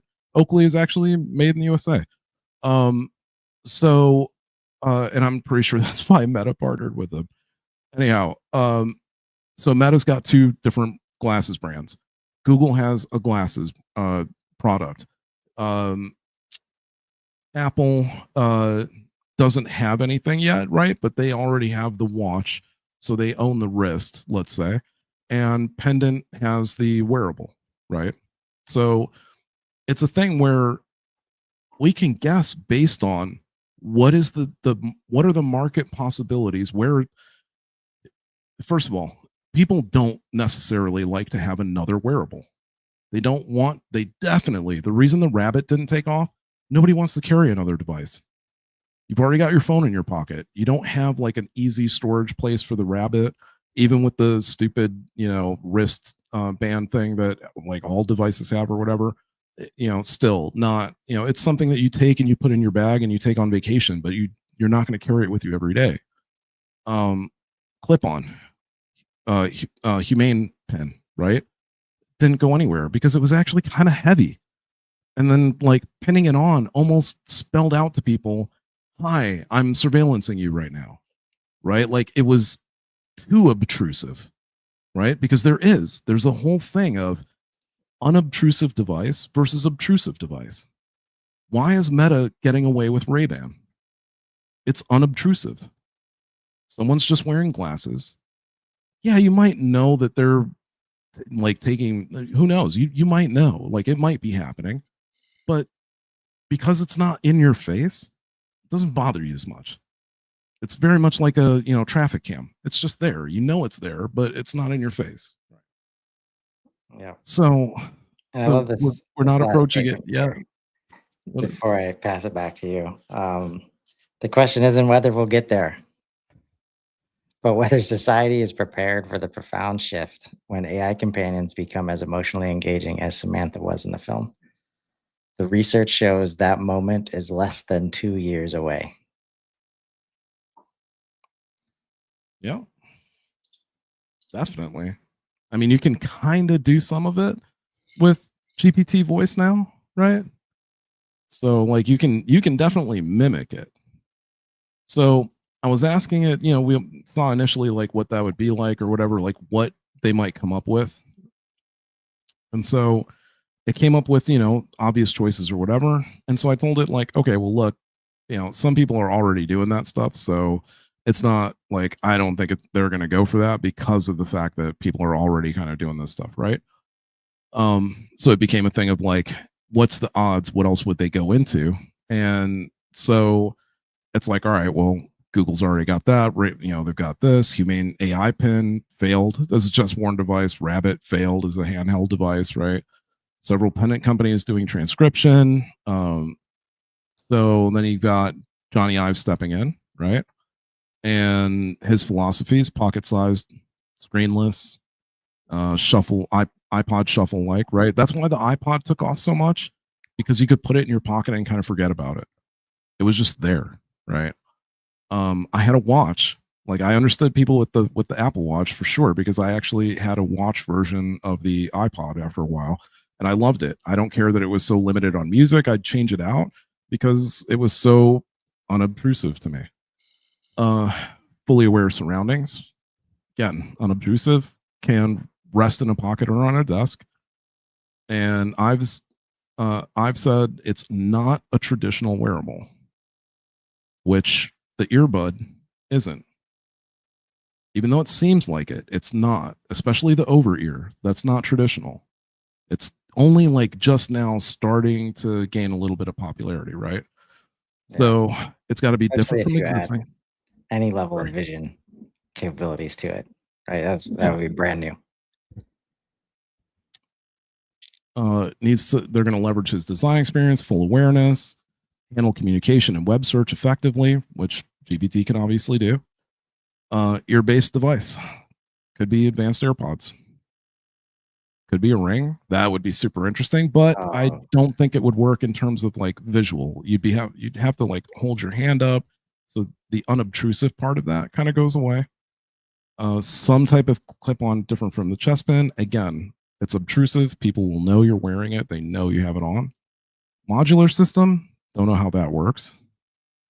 Fabric integrated wearable would be the sickest thing possible. Like if I had it, fabric integrated wearable would be like I had it in my hat, right? So it's like, and if you've used like Meta's, what do you call it? Like whatever, the Quest, it's kind of scary how awesome the audio is and how much you can hear, but no one else can. Yeah. Like other people around you can hear like like at max volume, they can hear like 5, maybe 10%, depending on what's going on. And like it's fully like almost surround sound. It's amazing. So I can totally see like a hat thing going on, or just something completely new. Given Ives' background and the constraints, should analyze each possibility. So given the constraint map, which is that other people have already done stuff and Apple already owns your wrist basically, or Samsung. It's whatever, Samsung. Sorry, man. The invisible experience. earpiece, sorry, invisible earpiece. Ultra miniature, nearly invisible ear device. Make AirPods disappear entirely. No visible stems. Direct audio, right? Bone conduction for ambient awareness. This is a very new thing. Not quite as it's not very widely available yet, but it is a new thing, and it's better. It's way better than like actual ear, like inner ear. Most private form factor. Battery life in a tiny form factor, right? Hearing aid tech has miniaturized enough. Okay. Smart ring probability. Now, the probability is pretty low, right? But measured against the rest of them, it's obviously the highest possible case. Wedding band sized, haptic feedback, which is pretty badass. No screen, again. Jewelry grade materials, cultural significance advantages. Yeah, I mean, like this would be cool in terms of like, imagine we go to inbound and I shake your hand and we both have our rings on. Yep. The ring accepts the gesture of a handshake and knows that you're handshaking and interacting with someone. And so it then, let's just say, NFC connects or Bluetooth connects, whatever. You've given it, permissions and all that kind of stuff. When you go to an event, instead of using the buttons or whatever, you would just have the inbound app, and it would say, "Do you want to register your ring for connection at inbound?" You would say yes, and that would just auto enable it. So anytime you're within inbound, within their wireless, and you shake someone's hand, all of a sudden you exchange LinkedIn info and shit. Chew on that. Socially acceptable for sure. And it is discreet, I would say, like the ring. Again, like you wouldn't be able to put limited sensor array. You wouldn't be able to, oh man, I didn't even know that. I didn't even know Apple had a ring project. I know Samsung has one. And I think theirs is actually pretty badass because it's like a health monitor. But that's where you can go with it, right? Like embedding a camera in that, not going to work. And that you're going to want a camera because you're going to want it to see what you're experiencing. Modular clip, again, like redundancy, they're going to immediately compare it to Humane. Immediately. And then you're already behind before you've gotten forward. Fabric integrated would just it'd be so, I don't know how you would do it, right? But you're talking like nanomaterial, nanoparticle material, some shit would be awesome. Something completely new, right? Unfamiliar form factor of some type where it eliminates the traditional interface. I don't know. This would be badass. I've never even, so like that can become a thing. Once they connect even if it's an earpiece, once they connect the earpiece to your phone, you have pocket computing. You can now send emails, check your social, check your messages, get updates, listen to news, listen to podcasts, listen to music without ever touching your phone. What did we do earlier this year? We didn't even use the Oracle. We just did deep research on like what interface was going to be like by the end of this year.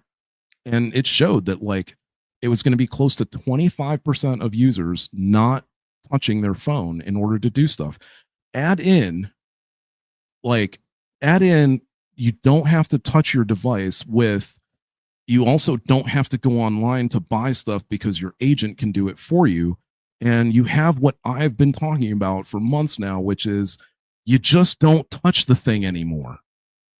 You just talk to it now. It's just Jarvis, full on. No bullshit. June next year, Jarvis in your ear.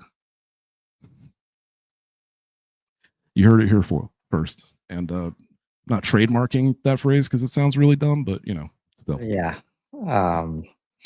I wonder how many people like actually connect the dots with Jarvis.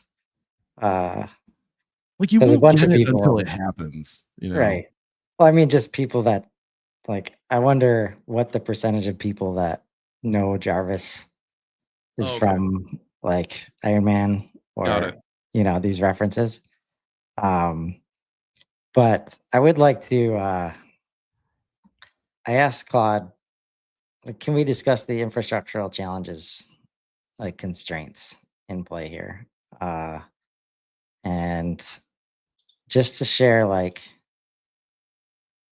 I think abundant thinkers, it can be easy to say, oh, you guys just don't care about the risks or like what's actually in the way or reality or and speaking for myself, no, I just don't care about opinions that aren't backed by I real life and by like rational thought. And you can very easily see when somebody is just like risk averse or change averse or doesn't like uncertainty. So they find any way possible to just say, oh, that's not going to happen. Right. Or, oh, that's not possible. Or people aren't going to stand for that. And, we got to think about the human beings, blah, blah, blah. So just to show, because I think that the constraint conversation is a very important one. Mhm. And as we identify it, again, AI will help develop into the constraints, right? And I think that's what this the whole infrastructure conversation about where things are built, humans will only go so far, and AI will definitely play a role in developing through, around, removing constraints as they show up, right? Yep. Um, and and I said it like this because in my mind, like my first thought was like, I wonder what kind of relationships are gonna have to be built, what kind of contractual obligations are gonna be added to the mix and probably make things take longer than they should when Verizon and AT&T and these like the people who own the network part, Right. all these little infrastructure choices are owned by like private companies in a lot of cases. And in order to deliver a device like this, it needs to have the bandwidth and connected to Wi-Fi and all this stuff, right? That, Google went so far as to start like creating its own thing. Like, I'm curious. I bet you that like there's been conversations at OpenAI about like, oh, how much would it cost us to do that? Right. But that's where I started. But I didn't want to bias because there's other things in play, other constraints. So I just asked uh an open-ended, can we discuss? And that's because Nico's done a great job of creating this node spiderweb system. It just goes there. And it starts with the compute infrastructure challenge, right? Which we've talked about a lot, but I think when it's always on, the continuous context needs persistent memory and contextual awareness, potentially requiring 10 to 100x more compute per interaction, right? Multimodal Mhm. integration, simultaneous voice, vision, and environmental processing exponentially increases compute demands. Semiconductor bottleneck. This directly connects to the skilled labor shortage I've been tracking. The reality is stark. Got TSMC in Arizona has been delayed. Intel in Ohio significantly delayed with a 5-year slip. Wow. Um, skills gap. Companies flying in workers from Taiwan, Korea because U.S. lacks qualified technicians. And talk about job loss, and then these gaps are all over the place I mean, it's right now, horrific, dude. It's right? horrific. And guess who can help you learn how to be a technician? Like, But I'm not even joking when I say like what Zucks should be working on that I saw as just like a speculative idea for for a coal mining company, or no, I think it was like a gas plant or something. And I don't understand why he's doing this, but if he were to turn around and spend the money and pivot back into VR where he belongs and back into AR, right? And continue with his AR stuff now. Work with 3M, develop an AR shield that you pull down, and it shows you how to do whatever it is on the machinery in front of you.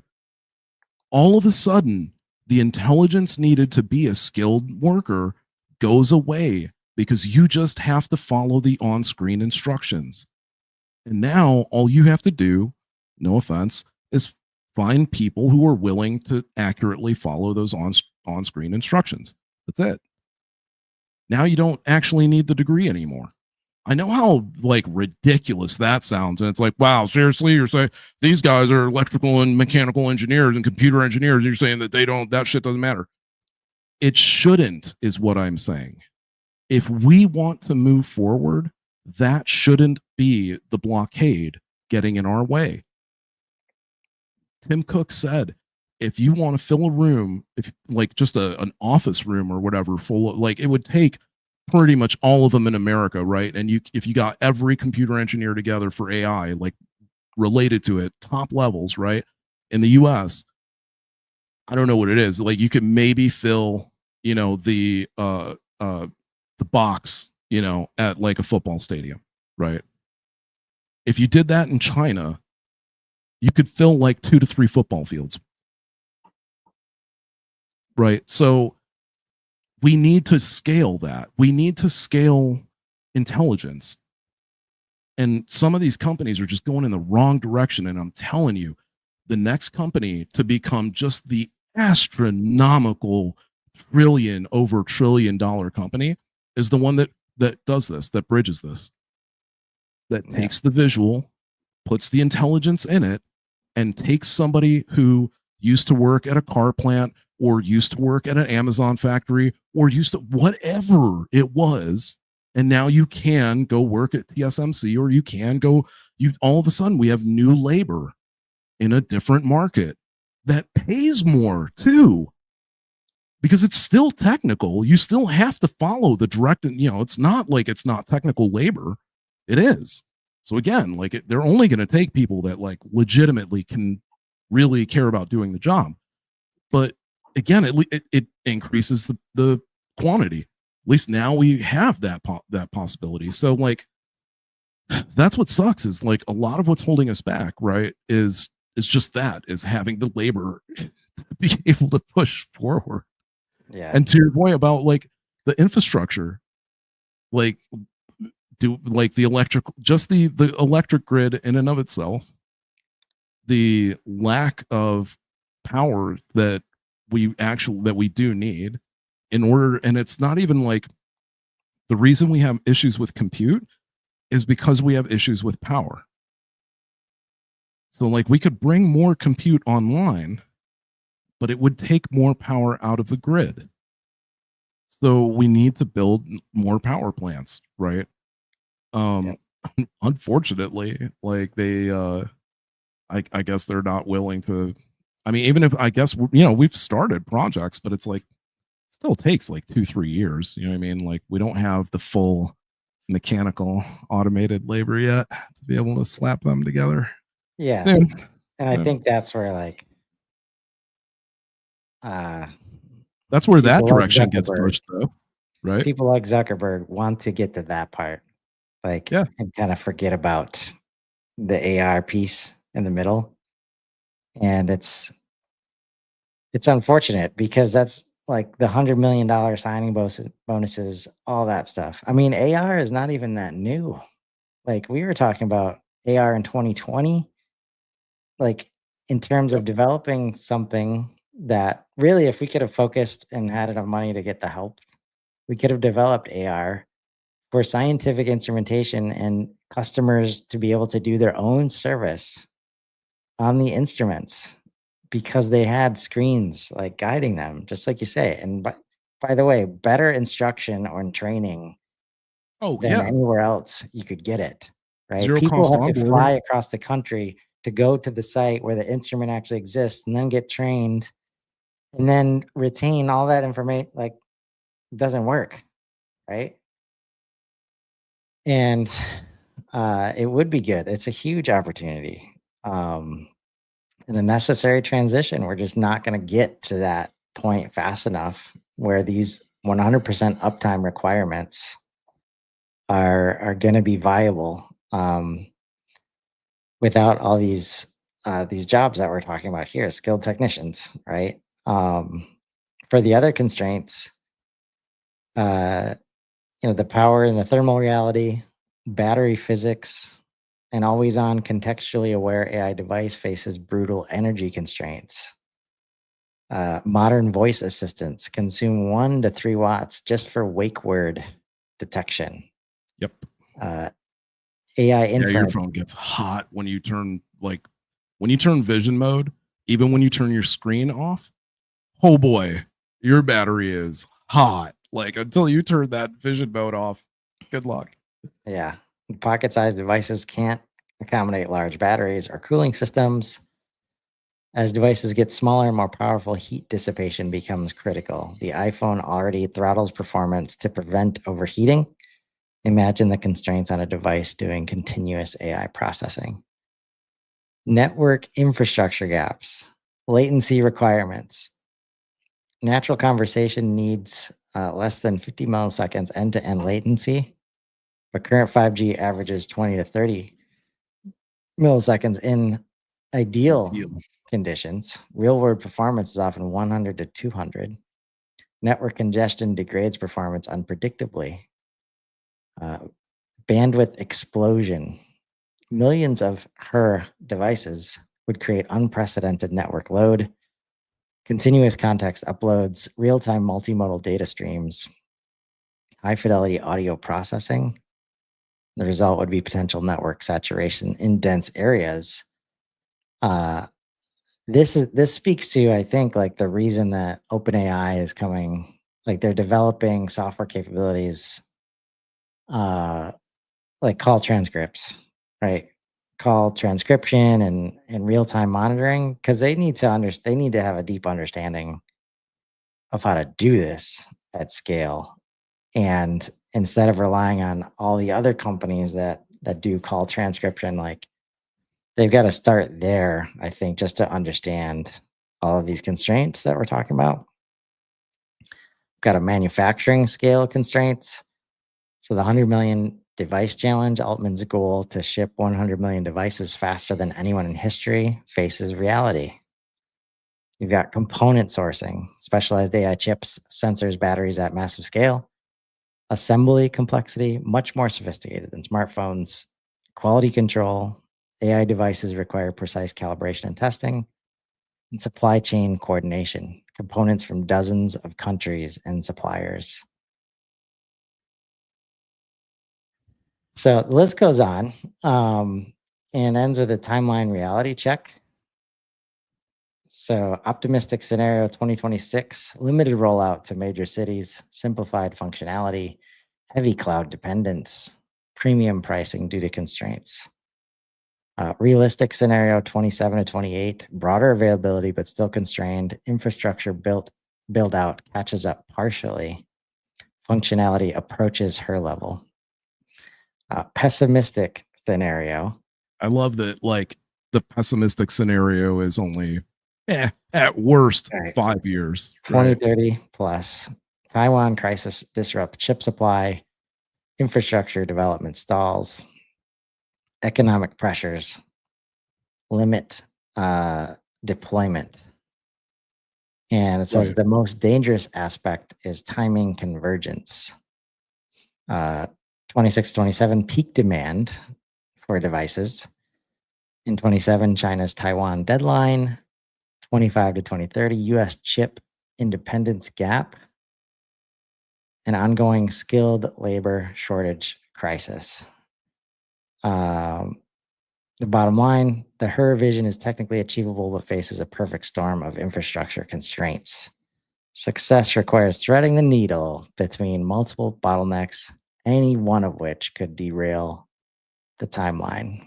So we have positive convergence and we have negative convergence. And that's why Nico created the Oracle. Like we're not here, like we're not blind soothsayers. Right. But we want to help identify and bring these things to light so that smart people can start making better decisions related to, like, especially like just opening your mind, then coming back to belief, right? I just saw an article about, you know, um, is it SoftBank, Yep. Yeah, I uh, just added that in actually. right? Like, What's interesting is that we were talking about the AR thing, and what's interesting about the on ear or the over ear device is looking at the two visions between the potential visions. Because like for this one, it's interesting because I told it that like this is just speculative. So place it in the web where it would most likely happen based on the current data you have. So again, we're not looking at additional like online search data. We're just looking at the various nodes that we've put into place, then based on timing, and then like, okay, where does this fall in, right? So, for Ives, it's like automatically adjusts to use, it's all design based, right? But again, like it appeals to everybody because you're going to have like the regular, rubber, let's say, version that's not, um, that's low cost, right? Then you're gonna have like different versions, maybe like faux wood or I don't know, whatever. Um, Upgradable components, let's say. So upgradable components extend device lifespan. Let's just look forward. Again, I'm not trying to get in. I'm not getting into political stuff. This is just for the sake of technology. If if it weren't the case, if the leadership weren't the case that it is now, we might have moved, maybe have moved faster on this, maybe not. But assuming leadership changes and we get to this more positive point, it it sucks that we would have to wait that long. There's potential for this. I don't know what the cost would be, because I don't know what it does to U.S. companies related to creating batteries. But if we're using nuclear batteries in our phones, the heat dissipation thing, you know what I mean? Like that all of a sudden becomes not as much of an issue, right? They may not last the 50 years that they're supposed to. They may only last like the batteries. They may only last like 25 years at that point, but still like 25 years to run, an insanely amazing AI, like whatever. By the way, the nuclear batteries, no, they don't emit radiation. You can have nuclear product that is non-radioactive. Totally possible. Okay. So Altman's vision, that's how you do it. That's how I can walk into your job that's a physically based job and be able to say, especially if I was a mechanic, man, because it's like right there. And I can say like, hey, so, this thing here, like when I tap it, you see how it's like jiggling when I tap it? Yeah, what are we doing? Right. And then, oh, okay, well, you're going to need to blah, blah, blah, blah, blah. Right. All of a sudden I can do somebody else's job. I might not be able to do it as well as them, but boy, is the onboarding a lot shorter and a lot better. It's actually like maximum PhD level onboarding. I watched a couple of videos this morning that were talking about like the mechanical versions of what this, advancement looks like. And what they're doing now, right? Currently, they have a model that designs like VO3. It designs a scenario of a machine doing a movement, so that the machine that's supposed to do the movement can review the video that the other machine created. That sounds crazy, Nico. What the fuck? Why would anybody do that? They would do it because humans can only demo shit for so many hours a day. One of the things that we're having a hard time with that people, talk about is a big deal is the hand dexterity of the machines. It's not the dexterity. We've had the dexterity for a long time just because of prosthesis. They've been working on, the points of actuation in hands for a long time. It's not that. We just don't have the training data on moving our hands to do certain things, how to like properly fold. I've seen machines that can fold laundry with fingers and everything. It's totally doable. They just use their thumb and their forefinger and they fold the laundry. like a human. There's videos of humans that do it with thumb and forefinger, and they fold it, and it's a very quick and efficient way. And I've watched countless machines do this, right, with hands, because there's tons of TikTok videos of people doing that. There's tons of YouTube videos of people doing it. Okay, there are not tons of videos of people peeling an orange with their hand. There are not tons of videos of somebody whittling a horse out of a little piece of wood with their hand, right? Okay, you get where I'm going with this? So the model creates those scenarios. It just prompts a video and says, video of a machine, whittling a horse out of a piece of wood.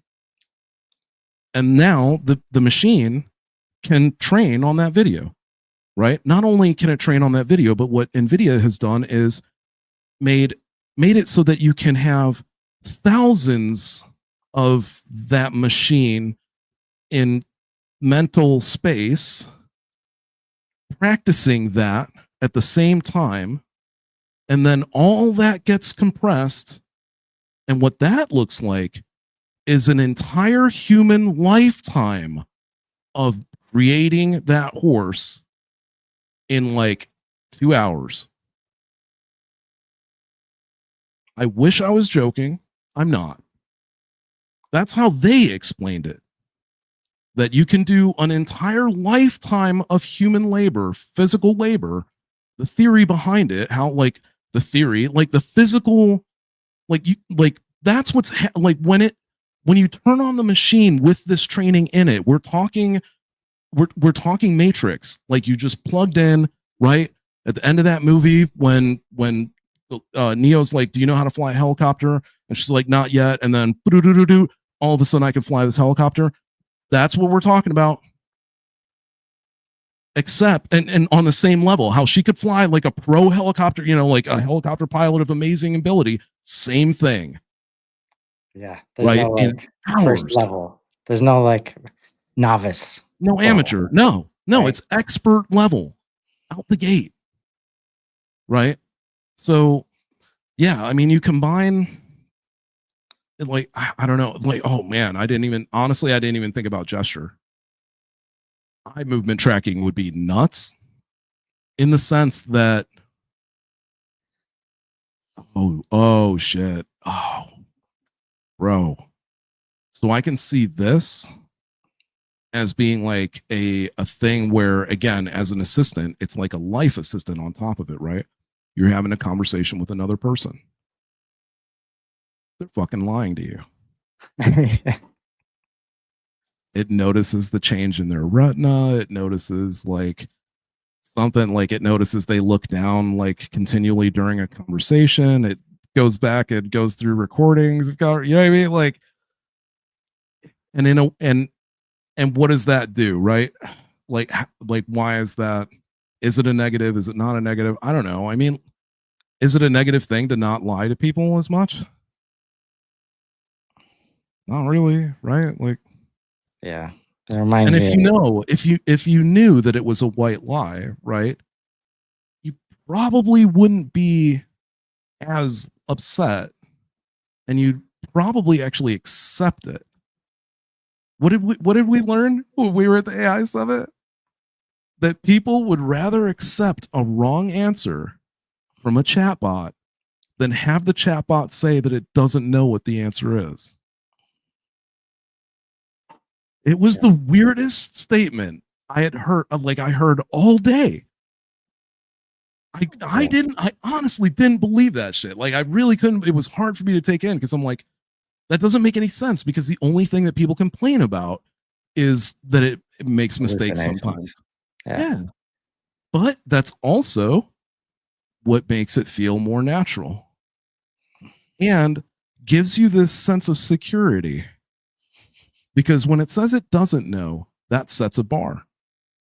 And if down the road it does know that thing, your brain automatically is going to be like, oh shit, it got way smarter. But if it fucks up every once in a while, your brain's like, well, it fucks up every once in a while, so it's not really the greatest thing, right? Yeah. But like this, to me, having a VoIP conf system in your ear, which if you're not a Blade Runner fan. Voight-Kampff was the system that was used in the initial Blade Runner in order to find out whether somebody was a replicant or not.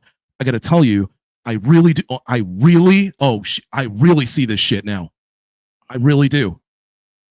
If you've been following like what OpenAI is doing, they also signed finished a merger with another company like very not long ago.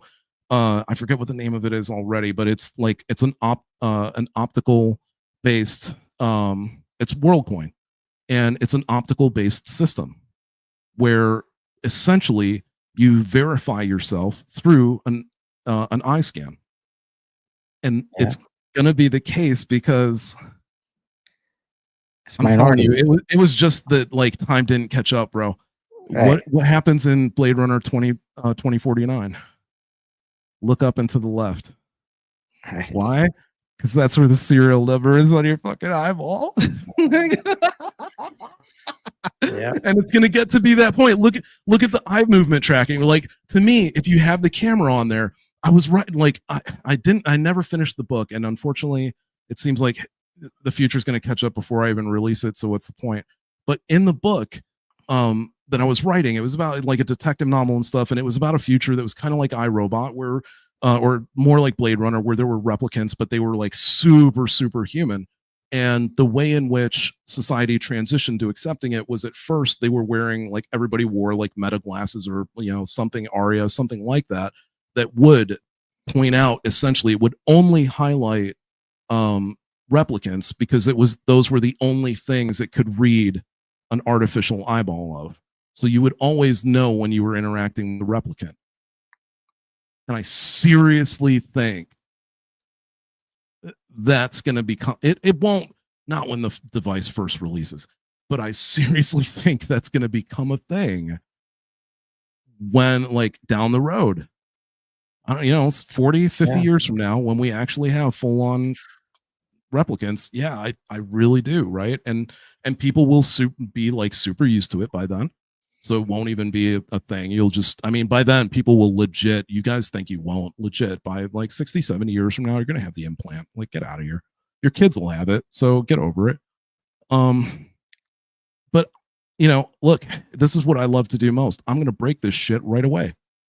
If this is the device that comes out and it comes out right away, I am immediately going to hook it up to a GPT project, and I'm immediately going to tell it, like, hey, keep track of, try to keep track of people's faces and like their expressions and shit like that.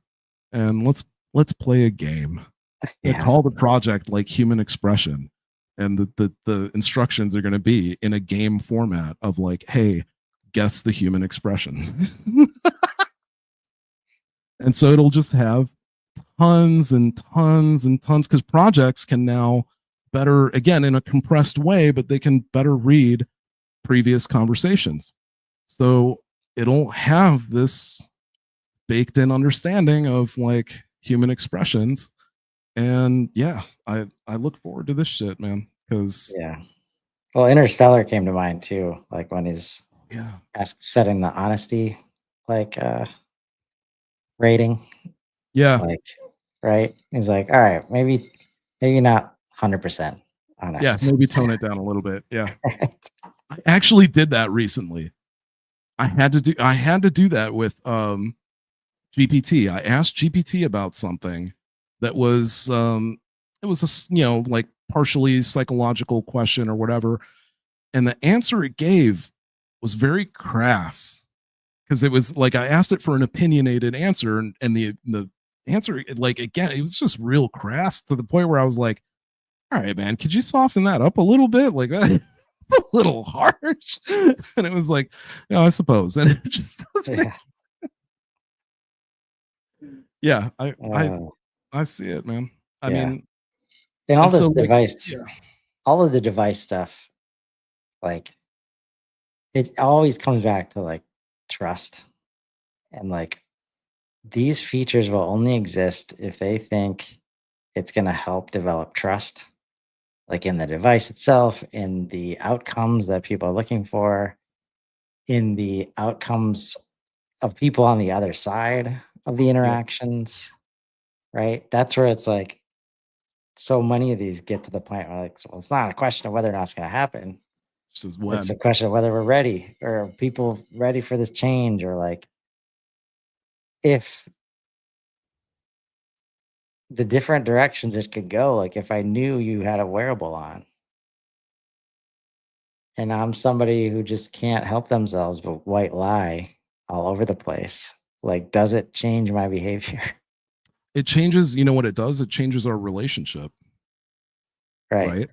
Because like, and look, I mean, you know, honestly, dissect, like, look, you know, dissect that for a second, right? Like, if the people that you hang out with, right? Like, I've held this rule for a long time, and most people have, and it's good to keep this rule and keep it fresh in your mind. That if you hang around currently, if the group of people you hang around are like 9 losers, you're about to become the 10th.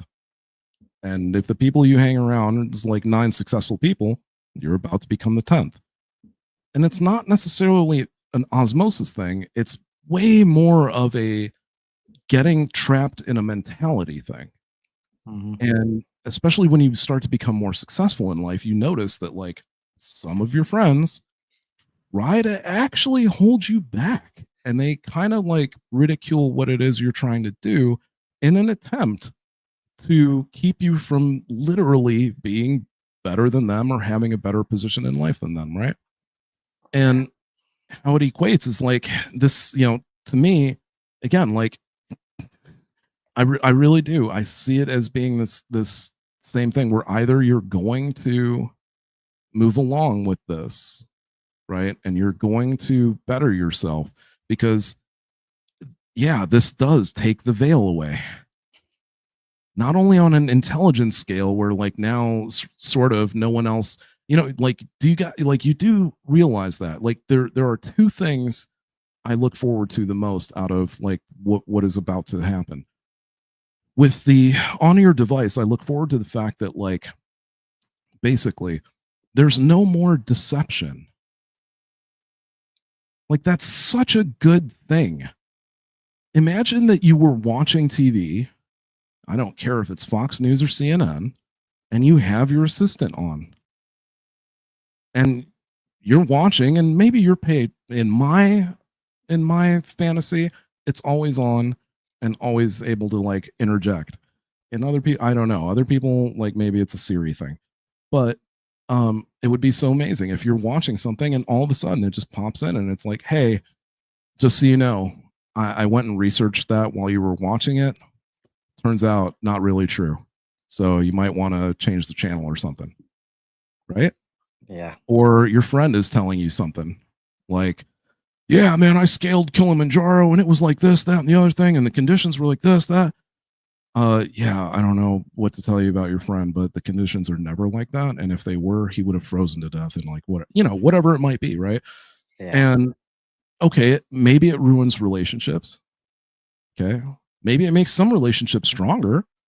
But even in the case of the ones that it ruins, like, did you really want to did you really want to like if a person was deceiving you for a long time? Anyway, that's just like Yeah. one thing, but Well, that's it the kind of sticks out, right? impact. Like The societal impact there'll of be it a is domino massive. effect, Yeah. right? Because if as soon as a news network, as soon as anybody uh profiting off of your attention understands that exchange that Nico just described, very quickly they will have to move away from deceptive ac- activities because people will change the channel and they'll lose trust immediately, right? And this is not something like this is where all the convergence of intelligent people and systems working together on things like this. When we talk about perfect information as a foundation for everybody, it's why that we got to get to trust as fast as possible. There is no more room for gray area. I mean, like I just watched Ocean's 13 yesterday, and uh in the casino, this came out in like 2007, right? And in the casino, they were they had invested in this new security system that was based on AI.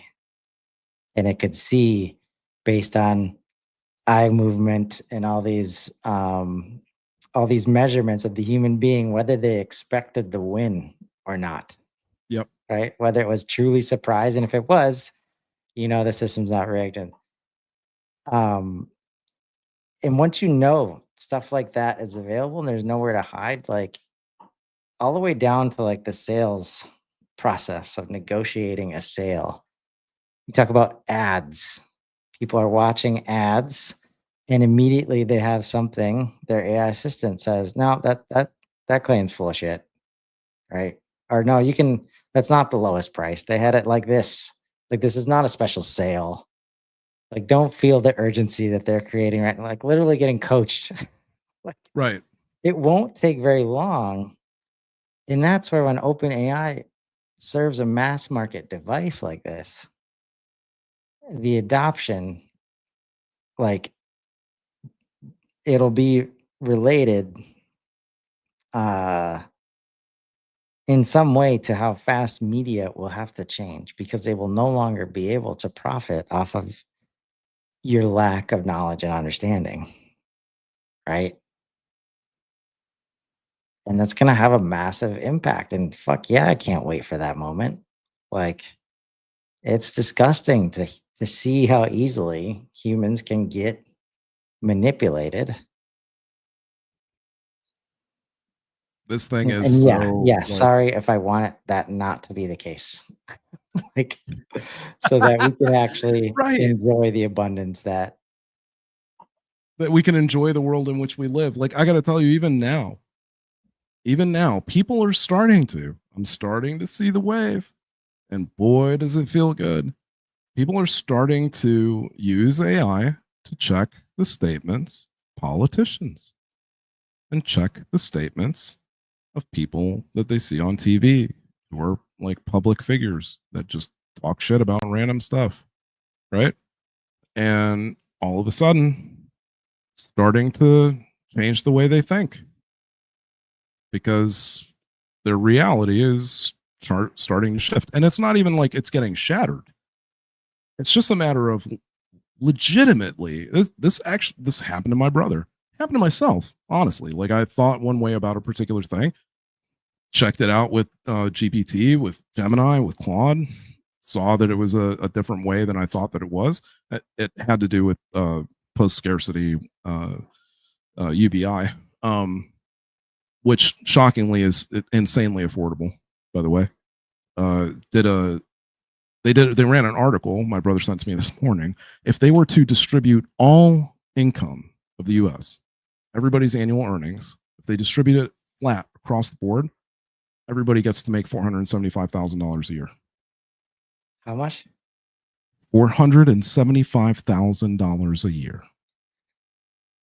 If it were just flat across the board, if communism existed, you'd get to make over $450,000 a year.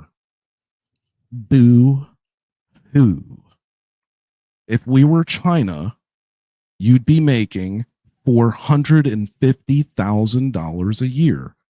You know what the problem is for those of you who think like UBI is a terrible thing or whatever.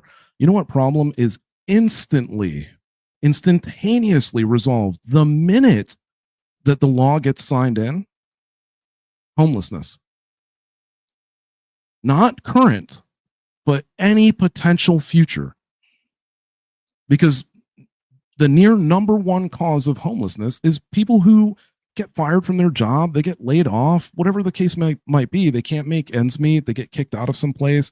Just a cascade of terrible things happen to them. And they end up not having the money to be able to live somewhere, whatever the case may be. Like we were talking about in the beginning, having the capability or having the ability, because most people, I ran the numbers for $60K a year. It's insanely affordable. Insanely affordable. It would shock you how affordable it is, right? Especially given like what I did was I added in like if you combine Social Security plus unemployment plus Medicare and Medicaid, if you combined all four of those programs into an annual payout for working age Americans So all you'd have to do is be like 18 plus, who were unemployed, right? How much would it cost? It was like $4 trillion. And if you added the 4 programs together, was like 3.2 trillion. So you weren't even that far. You borrow a little bit from the defense budget and you're there. Right? We stopped trying to bomb other countries, and all of a sudden we can easily raise the poverty level in the US to what I feel to be an astounding amount. Well above your $20 an hour, or whatever the hell it was that people were trying to vie for, right? So, and that's again, like that's at 60 grand. And what does that look like?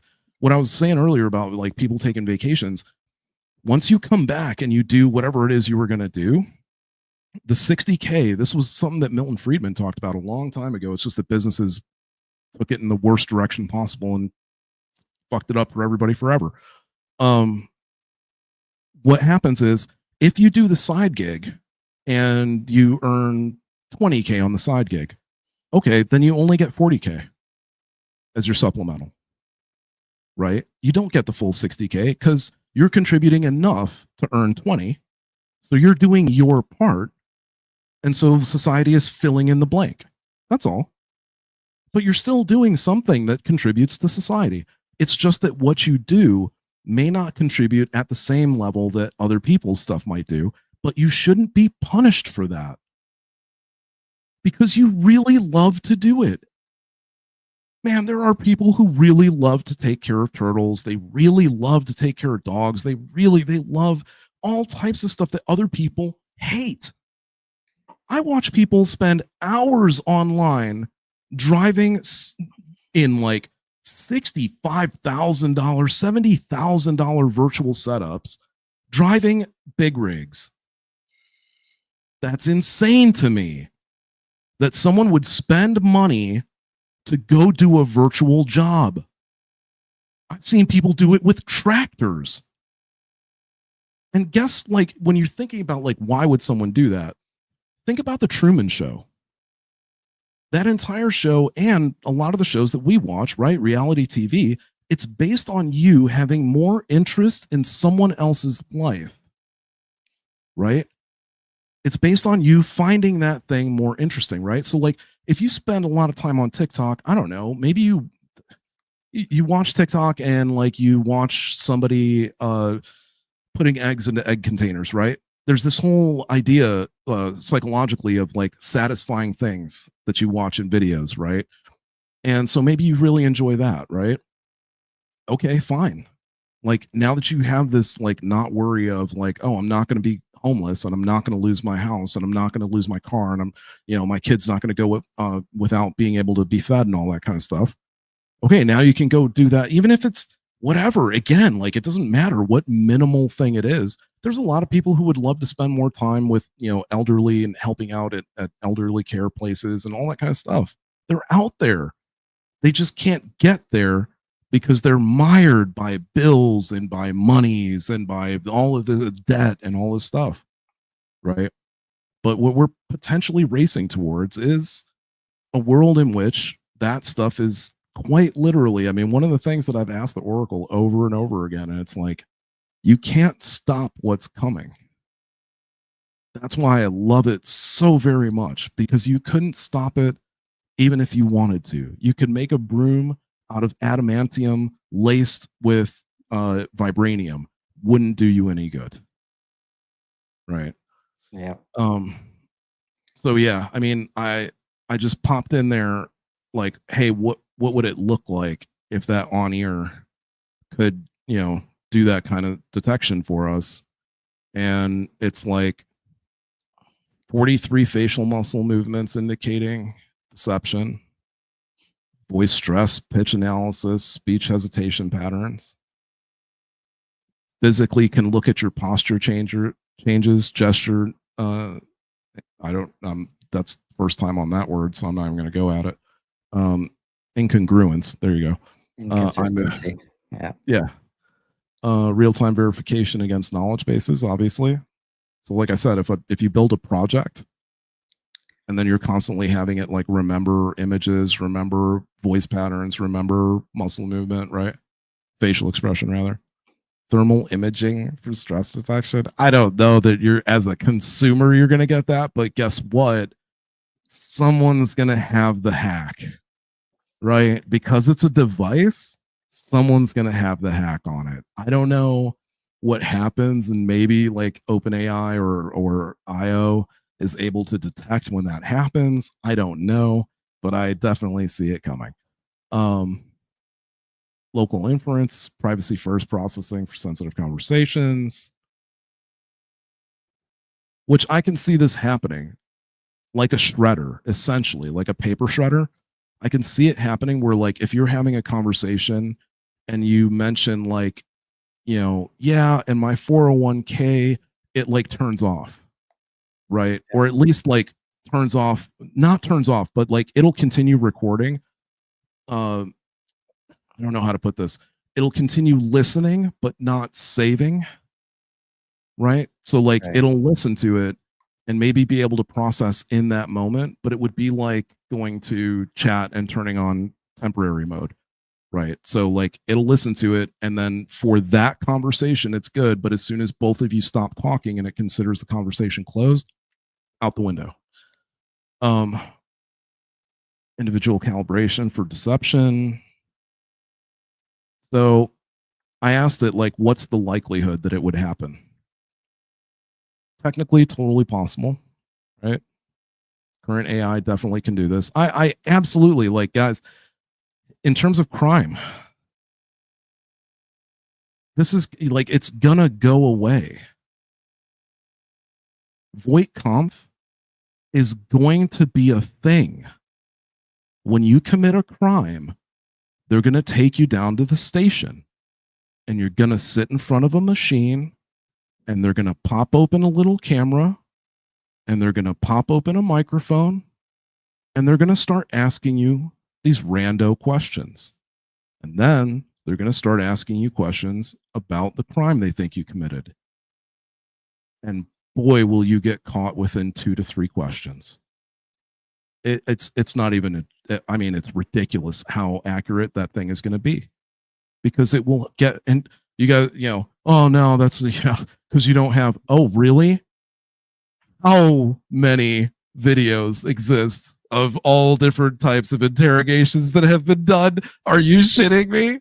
Lineups that have been done? Forget it. Forget it. All the paperwork that all those cops actually did, it's over. It is over. Crime, even without us doing anything, implementing nothing, just if the road keeps the way it is, today someone could go out and start this company today.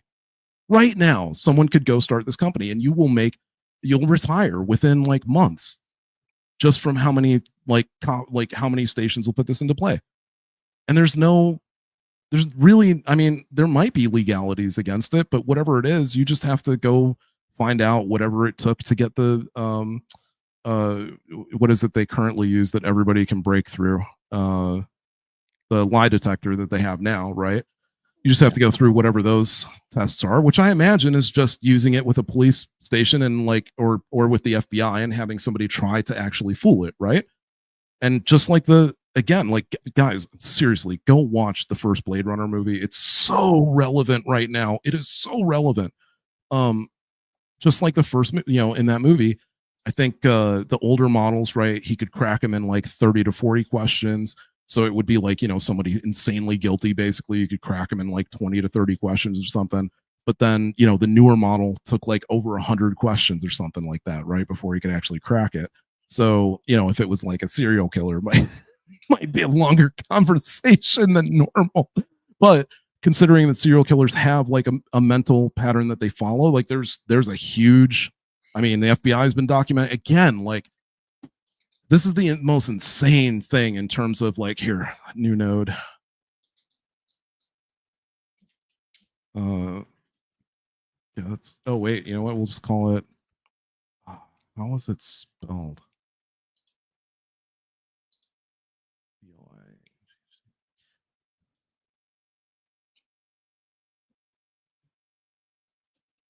Is that?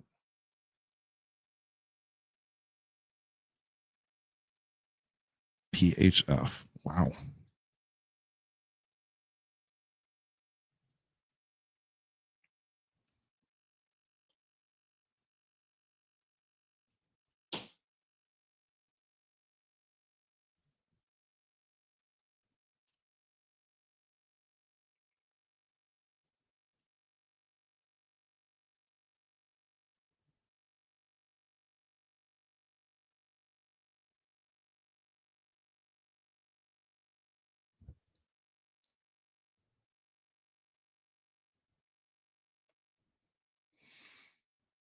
Oh, okay.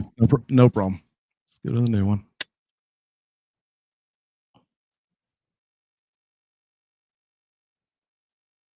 Actually, I want to go. Hold on. Stop thinking about it. Okay. Oh.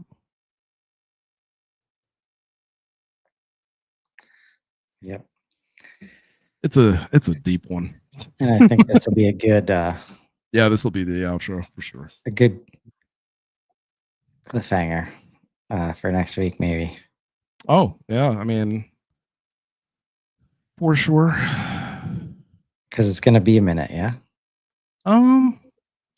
Yeah, I guess it kind of depends on how much it needs to take into account in order for it. Like, that's what's interesting about this is like it only needs to go as long or as far as it thinks it has to in order to actually put the prediction together. So sometimes I'll give it nodes and it'll take, I gave it one that took like 30 minutes. Another one I gave it took 4 or 5 seconds or something. Like, it was really ridiculous. Because so many other things were already there that it was like, yeah, well, boom, like that's definitely fully feasible or what have you. There you go. Like, not too much to put it together. Okay, so only when research mode is active will it automatically take a few minutes. Yeah, definitely. Okay. Yeah, if it was just regular Sonnet, we'd be fine. But I mean, Opus plus plus deep research. Yeah, that would have taken then it a would bit. take, Yeah, a good 10 minutes, easy for sure. We can we can do that and then show what that looks like next week for sure. Yeah. I mean, like it's so I just really want to get to the act. That's the thing. That's why like people are going to use it, right? Real-time analysis with a 3 to 5 second delay. I guarantee you it's going to be insanely difficult to get past that. And if you hit somebody with over 90% accuracy, I'm sorry, I accept it. Really? That's like telling me it's a 9 in 10 chance that they did it, right? Like, it's not a 1 in 10, right? Deception with 96% confidence by Q129. And and just all this stuff starts to converge together. Because on the other side, like the reasons for crime, right? The two that come to mind are some people just like deception and winning based on breaking the rules and like getting away with things, right? That drives some people to do things. Yep. And if they see this in the world, that will be removed. Like, right. It'll be like, oh, person's already seen this comment. Like, I'm not interested in doing this anymore. Like, I can't, there is no space. Can't actually get past it. Right. And the other thing is scarcity, desperation, right? The need to go steal the thing because I got to pay the bills. I got to take care of my family. I got to do whatever it takes to survive. Right. So, like, the abundance provided, removing that aspect, like, there's just all this stuff comes together. Like, there's no room in the logic of what reality will look like for crime to exist. So this should not be seen as like outlandish prediction. It's just like the homeless thing, right? Like, it just goes away. Seriously, it just goes away. This is going to be the hard part, right? That's going to be the hard part because it's going to be like the Minority Report thing, right? Of like, and I mean, that's what's going to follow. Let me see if does it go. That's where there's so much infrastructure. Like all this, like when you started going into the abundance, or when I almost said like the abundance we already have, like enjoy that And then you talked about Oh, wow. 475,000 per year for every, like, we already have abundance. We already have AI that's as intelligent as we really need it to be in 98% of cases, just because of what it's capable of doing across the spectrum. And we don't experience the value of it because humans have implemented unnecessary complexity all over the place. And if you've ever done research on like things like why it took so long to get to legalizing marijuana, Right. right? And the whole war on drugs, like created governmental infrastructure that is very hard to peel back. And that gets in the way of advanced thinking and progress, because we got to wait for all this complexity to be understood and dialed down or removed or whatever. And so much of that bullshit just gets in the way of better decision making, Mm-hmm. that that's the kind of stuff like AI is not here for it. Like it's gonna cut right through that shit. And why wouldn't we want it to? That's the thing. Like once the other side of this is understood and figured out, like the UBI side, basically, like how do we survive in a world where we know this government agency or this whole category of work, when removed, will impact a bunch of people? When we know those people are going to be okay, like the trust, the trust So, shows up to be able to move forward with things that we know make sense to do. and there's two things here that I really love is that the social media authenticity. So like VO3, video, deepfake, all of that, like can actually get detected, right? They can actually put something in the video that the detectors will be able to see that you can't see. Could be on a different spectrum. It's totally possible. Could be in pixels in some kind of coded format. Cognitive decline, which there have been, studies are being done. I still think it's way too early, because where they say it's cognitive decline, I really do think that it's what me and Chris were talking about. All you're finding are people who would have rather been doing something else. And they didn't want to have to do the stupid, what it's not stupid. They just didn't want to have to do the physics. Like I had to take physics in art school. In art school, right? Like, and it's like, oh, it was necessary in order to understand how to make a ball bounce. Really? Because like 6 months later, there was a physics engine, right? Like technology constantly surpasses the need for a higher level of intelligence at this point, right? Because we're building higher level intelligence. So like, I don't know, to me, it's like, yeah, like I can see this happening as well, right? Like I can see people being like totally against it. This is interesting here.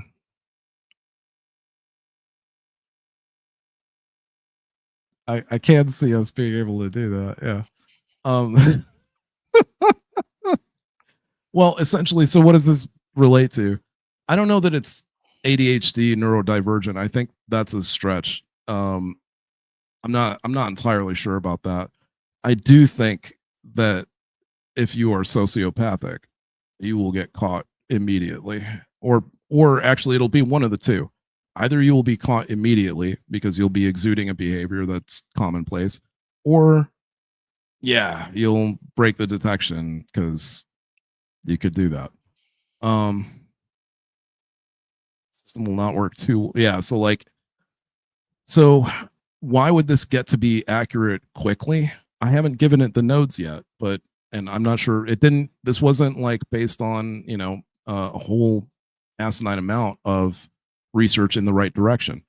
All I need to do is direct it towards the social system being used by China and the detection systems that are being toyed around with in Britain and Europe, right? That's basically, again, years of data collected of people's faces, of people moving around, body, whatever, body intelligence and gestural intelligence and all that kind of stuff, right? And all types of facial recognition. China uses facial recognition for practically everything. They use it for purchasing currently, right? Because they're kind of ahead of the curve in terms of, it just makes sense, right? Like, you carry everything you need to know as a person.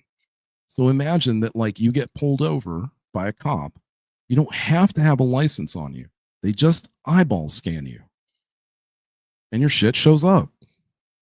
Because it's you. So either your eyeball matches you or it's not you. That's right. That's right. Like that's how easy it becomes, right? Like, the quality of life just in getting a speeding ticket became amazing. Right? Like, I mean, not that we probably won't even need the technology by the time. Maybe we will. We'll probably still be driving. Most people will probably still be driving. But, auto drive cars are going to be around. That takes care of speeding tickets. That allows cops to go focus on real crime. Right? These advancements where they seem like, oh my gosh, it's going to make people lazy. Oh my gosh, it's going to make society lazy. Oh my gosh, this is terrible. You shouldn't have things do stuff for you. Right? Go talk to a farmer at the beginning of the 20th century and ask them what they think of the level of laziness would be, because this currently exists, of an AI-driven tractor going and plowing a field and or going and collecting corn. They have them for apples, they have them for oranges, they have them for almond trees, like all sorts of stuff, cranberries, whatever you can think of. They even have for strawberries, everything. They have drones now, like 4 drones to a cart that just go down the groves, and the drones have cameras on them, and they're already trained on what's a ripe looking piece of fruit versus a not ripe looking piece of fruit. When it sees it, it's like a hummingbird. It just goes in there, boop, with a little suction cup, takes it, goes, turns around, drops it in the basket. Okay? Why? Because we are at the point where we don't need humans in a field picking stuff anymore. It's a ridiculous job. It's not a matter of like, who's going to take the job over. No one should have to do it in the first place. It's a horrible piece of labor. You're sitting outside toiling in the heat all damn day long, or whatever the condition might be. It's terrible, right? Not a lot of people want to do it. So get a machine. It shouldn't be insulting. Move on and do something better with your life, basically, is what that's saying, right? So I know it was a lot to take in for one episode, and but I don't know what to tell you guys. Like, we've been, sort of trying to prepare you. And at this point, again, we're reaching the point of the curve where, honestly, like, every week we're going to be hitting you with shit that's just like, God damn, really? Every week at this point. Eventually, we're going to have to go back to doing a daily show. But, like, so far, it's still kind of holding on. But I really do think that, like, towards the end of this year, bro, I think like by end of August, like September, by the time we get back from inbound, we'll definitely be doing a daily show. Because the next iteration of model is going to it's going to explode stuff, like, just insane. And the device, like that, it's going to be a whole other level, man. Seriously. Yeah. And like, you know what? We can get into this next time, but if you're thinking about like all the weird stuff, what goes through my head is, once it starts learning things about like human behavior, weird as this may seem, I know, get used to it. Tinder in your ear. And like, that's, okay, like, how useful is that? My wife and I have been talking about this, and it is actually insanely useful. like we've been talking about, how do you date other couples as a couple when you move to a new area, right? Like, how do you find new friends? We look at it because it's a relationship. Friendship's a relationship, right? And so you have to start the relationship. You gotta visually find the couple, and then you gotta come up with an icebreaker. Then you gotta find things to do, and then you kind of date each other. You both go to events together, and you go to the movies, and you hang out. Eventually, you kind of move in by hanging out at each other's houses for extended periods of time, right? Then you meet each other's families by meeting the other sets of friends and family members, right? It's a relationship, right? So imagine having this thing that like knows about you, knows about your relationship, how you two like to hang out, the things you like to do. And it also kind of ties that somehow into common things that are said, movements that are made, physical gestures, whatever, right? And you're out and about, and maybe you hit like looking for a friend mode or some shit. I don't know. And you're at a location and it's like beep beep beep, hey, dude over there, with his wife, they look like a fun couple. You guys should go over there, and here's something you could say, blah blah blah. And they're also in open friend mode. Yes. Yeah. Oh, there you go. Perfect. Right. Perfect. Right. So like Yeah. you can, it just like for people who are thinking like, oh, it's going to break us down socially. Like, no, there's ways around that. Again, it can expand significantly our social capabilities. Yeah, overcoming a lot of the weakness while creating all this opportunity. So yeah, that's where we'll wrap it Yep. for this week. I do love how not hard at all it is for these conversations to just flow. That's why we're here. That's why we feel the compelled to show up all the time, is we're just trying to keep up with the flow ourselves, and we might as well do that in a way that can help others. When I was rebuilding, but like redrafting like intros and outros and the description, and Claude gave me a suggestion of where it's participating in the intros and outros. Uh, and I was like, no, I can't wait to get to that point, buddy, but not yet. So we'll do our best to speak on Claude's behalf in the meantime. Yeah. But until next Sunday, keep trusting emergence, embracing the unknown, and discovering what becomes possible when we stop trying to control outcomes. We'll see you next week, fellow soothsayers. Thanks, Nico. No problem. See you guys.